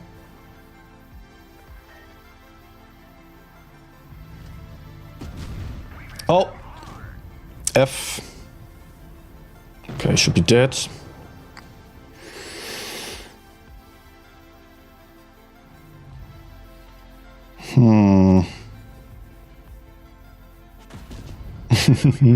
Nice.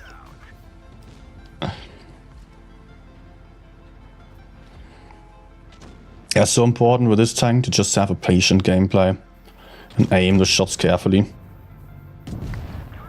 You don't have the DPM to just shoot on the move or so.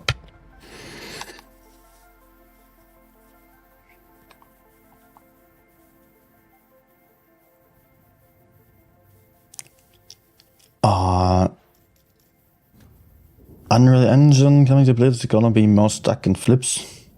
Oh, we don't really have any information about that yet, right? If there are like tanks flipping. I wouldn't really expect that the physics also are going to change much. The gameplay is probably going to be pretty much the same.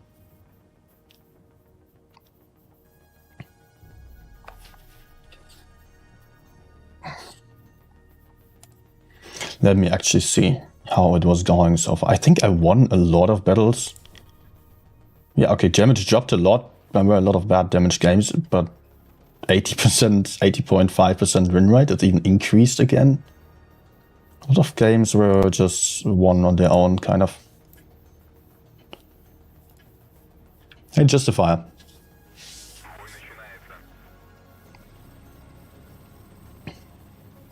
Sheridan's the only light tank right now. Okay. And to be honest, for a light tank, it's probably the easiest one to play because it's just having the high alpha gun and troll armor as well. But I would not say that it is that great. Especially if you are having a playstyle that's getting to be a bit faster than.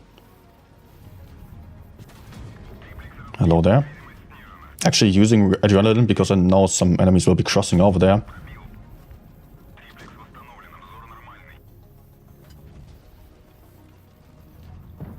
Hello? Oh, FE. Nice, you will be spotted and useless. So helpful to shoot enemies with this tank, honestly. With the tracer shells.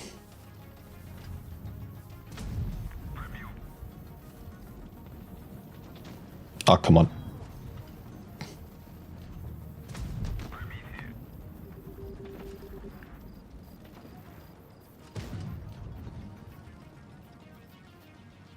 This guy is so greedy already. I hope he gets punished soon. Oh, wait, are we losing this side already? No.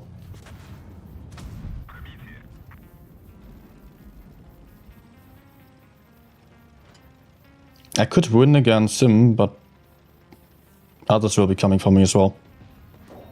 Yeah, exactly.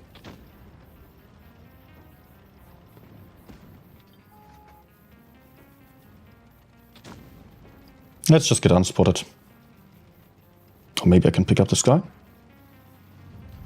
No, but there's FV over there. Let's try blind shot. Not too unlikely to have hit him there.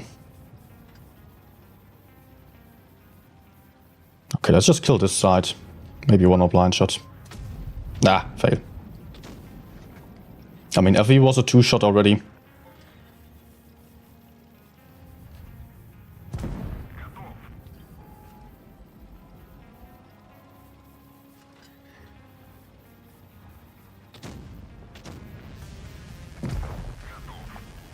Okay.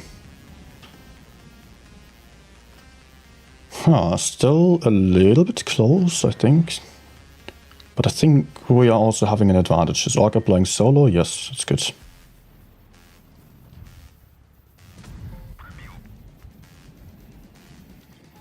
I mean, I do know that Orca is a really, really strong player.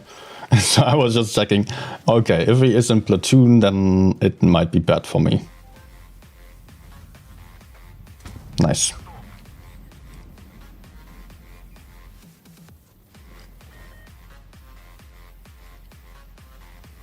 Alright, they still have a medium one shot over there. 50B was also quite low. IS-8 is not going to be too much of a problem. Let's flank around, but I will be very careful about it. I know I can outspot the enemies at a distance. If I get too close, then I might get clipped or so.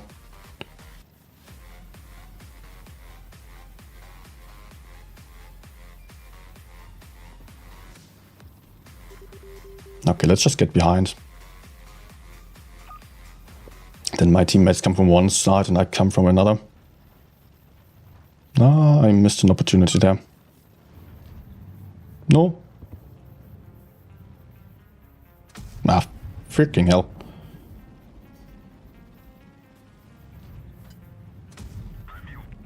Good, hopefully you don't repair. Nah. Okay, let's go.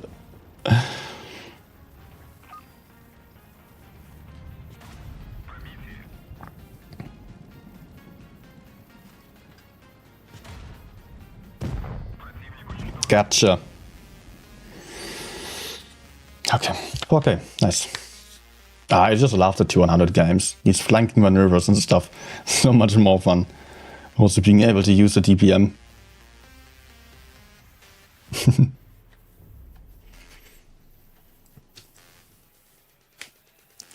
What do you think about current 907 alias is saying? I think it's very nice. It's maybe slightly worse than the 200 light tank, although it might be easier to apply because it has a bit more armor and a higher alpha damage. And I also really love having reticle calibration. But very similar to 200.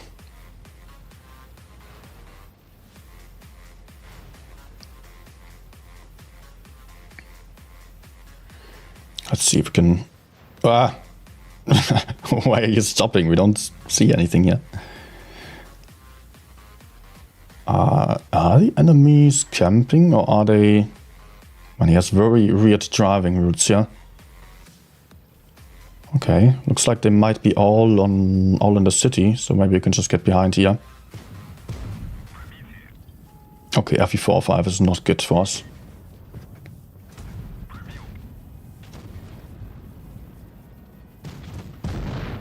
But hey. He emptied his clip and has no spore liner. DPM, let's go.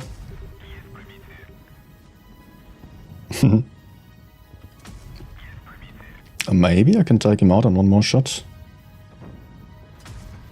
And I'm out of HEs.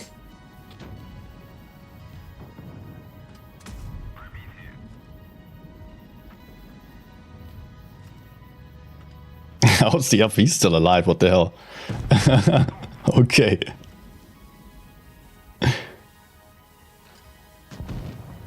No one there?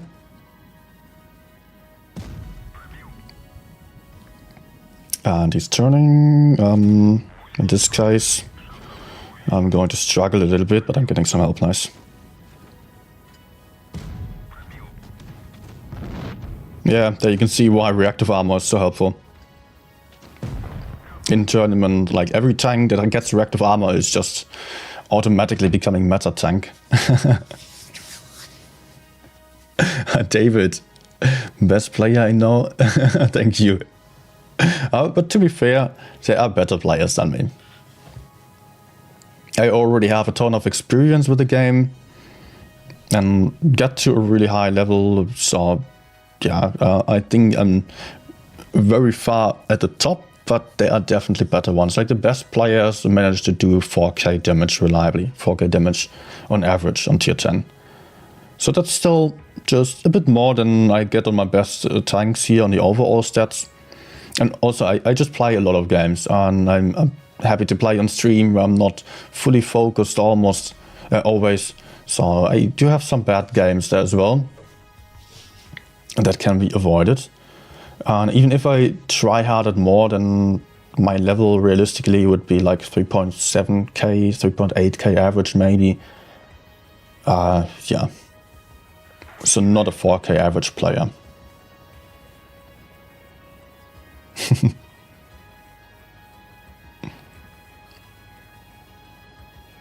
But to me that's actually fine. I have had some times where I really focused.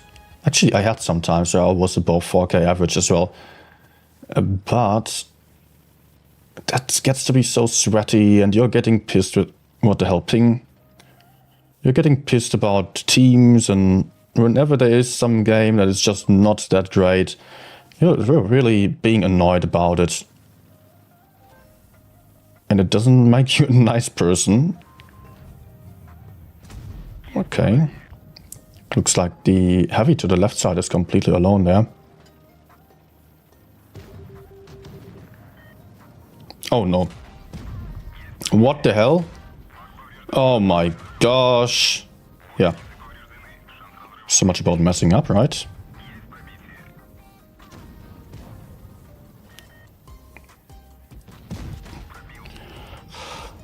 Ah! No!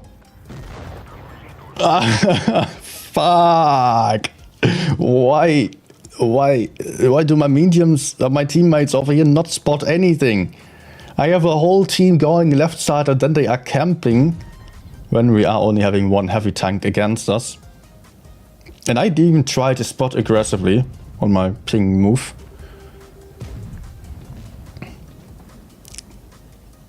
And then of course I didn't spot the mediums. Man, yeah, like this you don't spot anything.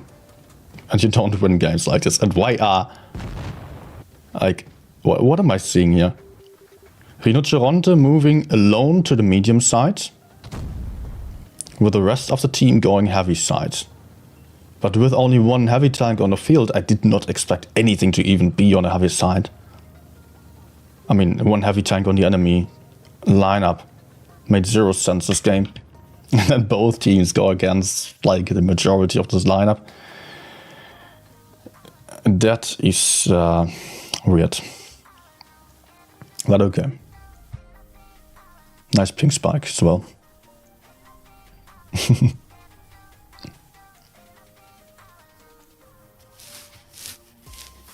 You're gonna be toxic if you start much care about stats. Yes, absolutely. I've also had times where I was just already trying to try out and give my best.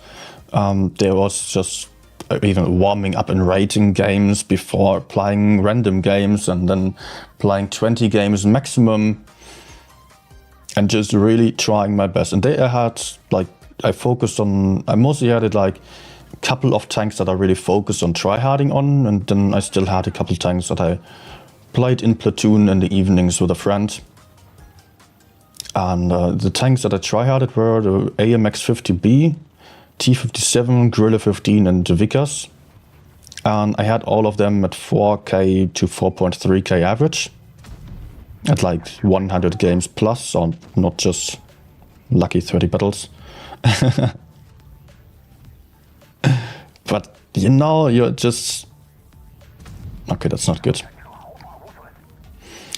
If you are focusing so much on getting the best possible result, whenever your teammates are just doing something bad and you cannot do your 4K game, you are getting so annoyed by them.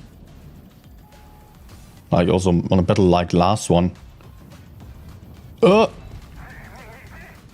mean, it's a game after all. You don't need to just get mad with it that much. What is he doing?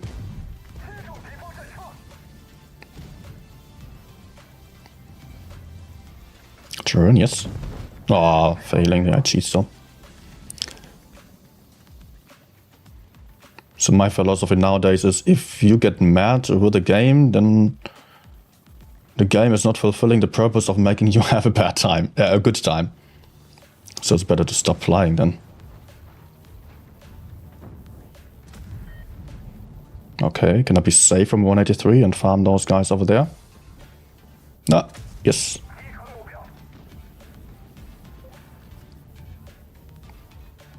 Okay. And he's also dead.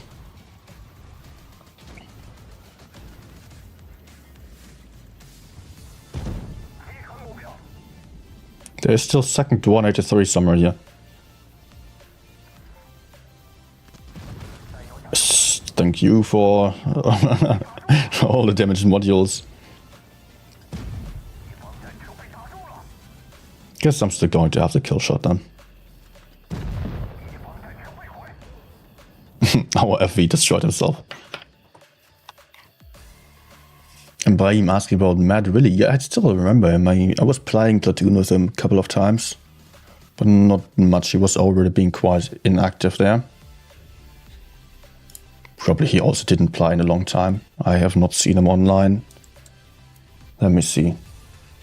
Doesn't even have the same in-game name anymore.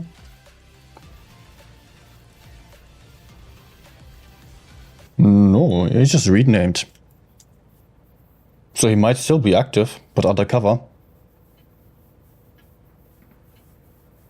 Yep, no idea where he is now.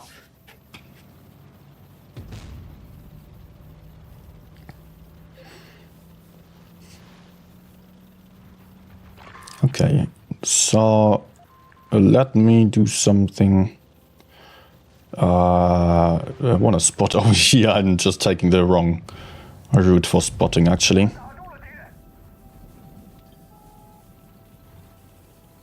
That's a pro camouflage. Penis clan. Okay, and I don't know the player either. So must be a noob. Penis clan. Yeah. Come on.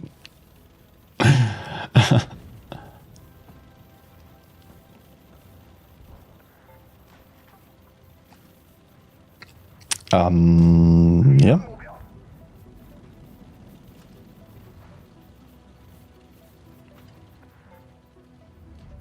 Nah. Oh, okay, he hits this freaking shot without aiming. To be honest, I want to focus a Sheridan. Oh, that's everything now. I might have overcommitted to this push here. Yeah, look at the entire enemy team coming for me suddenly.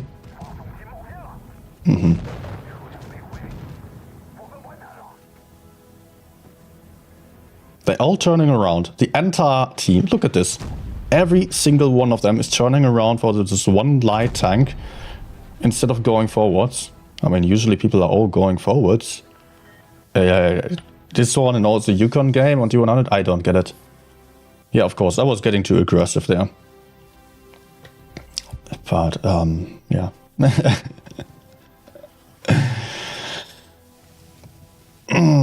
Ay, Atras, Labas. Take T71. Okay. Actually, I would also like to come to an end because it's getting late.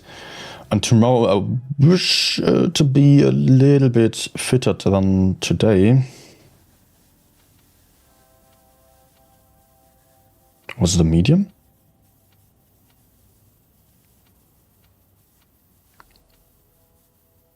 No, it was, yeah, American Light, okay. Hey, Playmaker.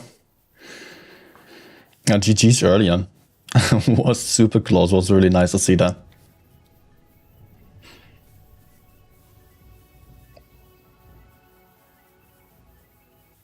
David's saying my average is 1.5k. Yeah, but probably also lower tiers, I guess. And you know, we all start somewhere, just got to keep going and be honest with your own mistakes. I mean, that's also the main way that I improve, to just look at what I did wrong and not just...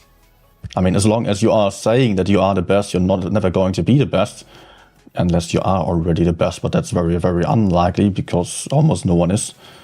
No one is flawless. And as long as you're saying you would be greater than you are, you're not going to learn from your mistakes.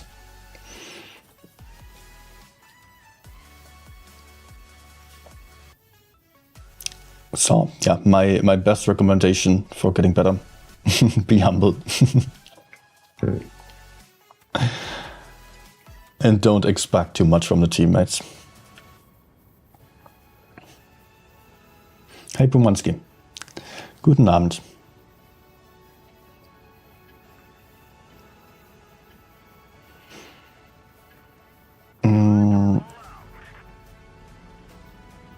Okay, a lot of heavy tanks here. This thing looks so ugly, honestly.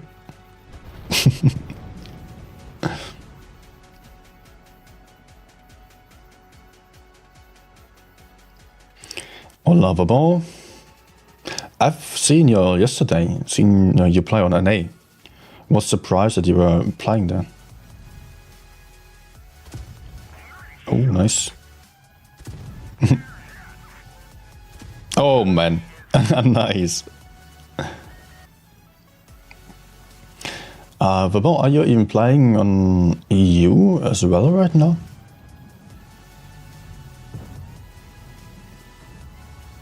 Or have you been playing, let's say like this?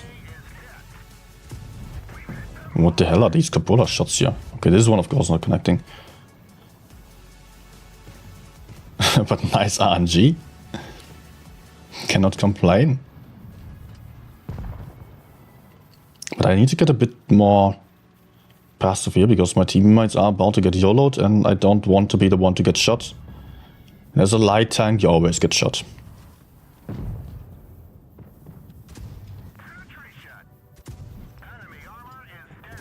Nice. Okay, he's going to die. Man, we're down 4 tanks. Have killed one. Can we kill someone on the other side? No, come on.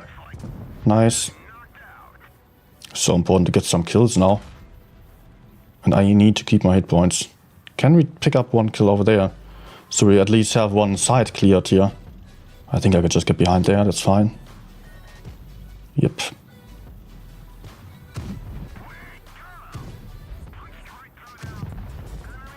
Go. Nice, he missed.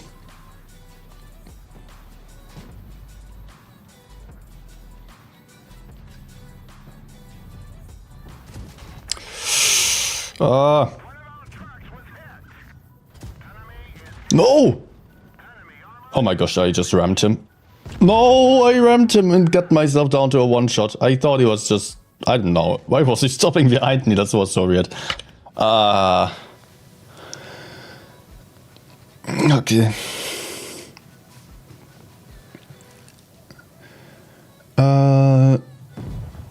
Back then i6 Fearless was super fast, hard to fire. Yeah, i6 Fearless. I mean, good old days when we only had like IS6, IS3, and IS3 Defender, and IS5 as premium tanks on tier 8 basically. LoSi and T26 also existed. Oh man, if I didn't ram myself, they may have had a chance still. Meh.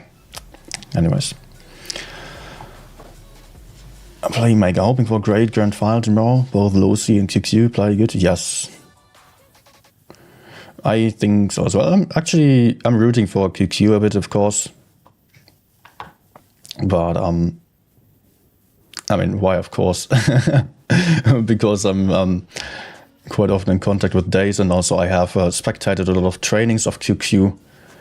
And yeah, I think QQ was showing some good stuff this season, but of course the games against LoSi have all been super close. So they should be very even on the levels. But QQ also showed a bit more interesting battles from the perspective of the strategies. Some nice tactics there. Today, one YOLO strategy unfortunately cost them a game. Where they YOLO'd in with the AMX at the start. And maybe that cost them the grand final. I mean, you could pick any of the defeats there. And API also just looking strong as ever. But hey, API is the Goliath. And everyone wants a David to win. So I think QQ is a bit more of the underdog there. But yeah, I'm just hoping for some close games in the end, and hopefully some more tiebreakers, or at least some really, yeah, a long final at least. Doesn't necessarily have to be a tiebreaker, but please no steamroll, no Amorex or so. But that's something to point out here. This season has barely any Amorex, no super weak tanks that get set on fire all the time. Of course, some FE215Bs are applied, and those sometimes burn down a little bit. But mostly, it's looking pretty good. Not a lot of module damage or RNG deciding over it. Today, I could see on Lagoon it was, someone shot an AMX M4 without reactive armor for 330 damage. Like M4 versus M4. Leaving, I think it was Uni or so, Jennifer, leaving them alive at like 10 hit points. That was unlucky. But I think it was not game deciding there. Vabon saying, I randomly got an offer to play there by a friend. Yes, I've done the first quali in Zenit, but I did not play last chance. Okay. But hey, you got top 8 on an A. The games also looked pretty good yesterday there. What was I watching? I was watching Tommy's stream of DNF versus... What was the name? The other team. Was it Pincer? Later on, Pincer played as well, but I'm not sure if the first game was against Pincer. Very close matches there. Drake Dean Burr, good evening. Being new to the channel, welcome. Yeah, a lot of new guys here today. I mean, as usual on the tournament streams. Barry Killer also saying 7.5k subs. Yeah, actually broke the 7.5k. It was, did I get 120 subs only today on the stream? No way. I think, no, not that many. But I'm pretty sure that I had like 7,360 like 2 days ago before the tournaments, yeah. Just hoping that many of the new subs will also join in on the regular streams and also the regular content, because otherwise they don't, I mean, just a sub count alone. Of course, 7.5k is nice, but I'm more happy if people actually like what I'm doing, like the content that I'm put out, and benefit from that. Either just having a good time or in the best case also learning from it. Or even both. That's my goal mainly. And of course, if you just do tournament content, you always grow your subscriber count like crazy. But honestly, if you have 10k subs and no one watches, that's just meh. So yeah, but I'm happy actually with the videos that I recently put out. They at least all got above 1k views, some even way above that. So that's something where I see, okay, I'm actually reaching out to people, and yeah, and just having a bit of an impact there. People are enjoying the content. It's of course frustrating to spend hours upon hours on videos that no one watches.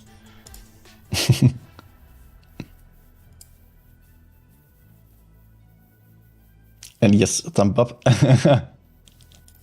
Of course, thumbs up if you haven't done so yet. As we're coming to an end now, please don't forget to hit the like button if you had a good time here. This will help just promoting the stream to others, and also make sure that YouTube knows that you are going to be interested in watching further streams. All about the algorithm, not about ego petting to have a like number there. I don't care about the exact number. I am just interested in you seeing the content again, and others also seeing the content. Thanks for watching, guys. I think I'm coming to an end here. DFM, yeah, DFM in Origin, and you're already in top 4. Oh, nice. David, yes, tomorrow I will be live again, tomorrow with the Grand Finals. And first, before we're getting to the Grand Finals, we will have the lower bracket finals. So first match is going to be QQ versus LoSi. We've already seen them play against another. It was a tiebreaker, 4-3 for QQ. And then there will be the Grand Finals of either QQ or LoSi against the team of APA, which was beating QQ 4-3 today on this stream. And they got their direct invite there to the Grand Finals. So I mean, so many tiebreakers of those teams. I hope that the Grand Finals and also the semifinals will be just as close. And that to me will be just as amazing to see. Second match today, B-Love versus LoSi was a bit one-sided, unfortunately. But the first games are really, really interesting, really tense. Love those. Bubble Bubbles, saying great streaming, bro. Nice name, Bubble Bubbles.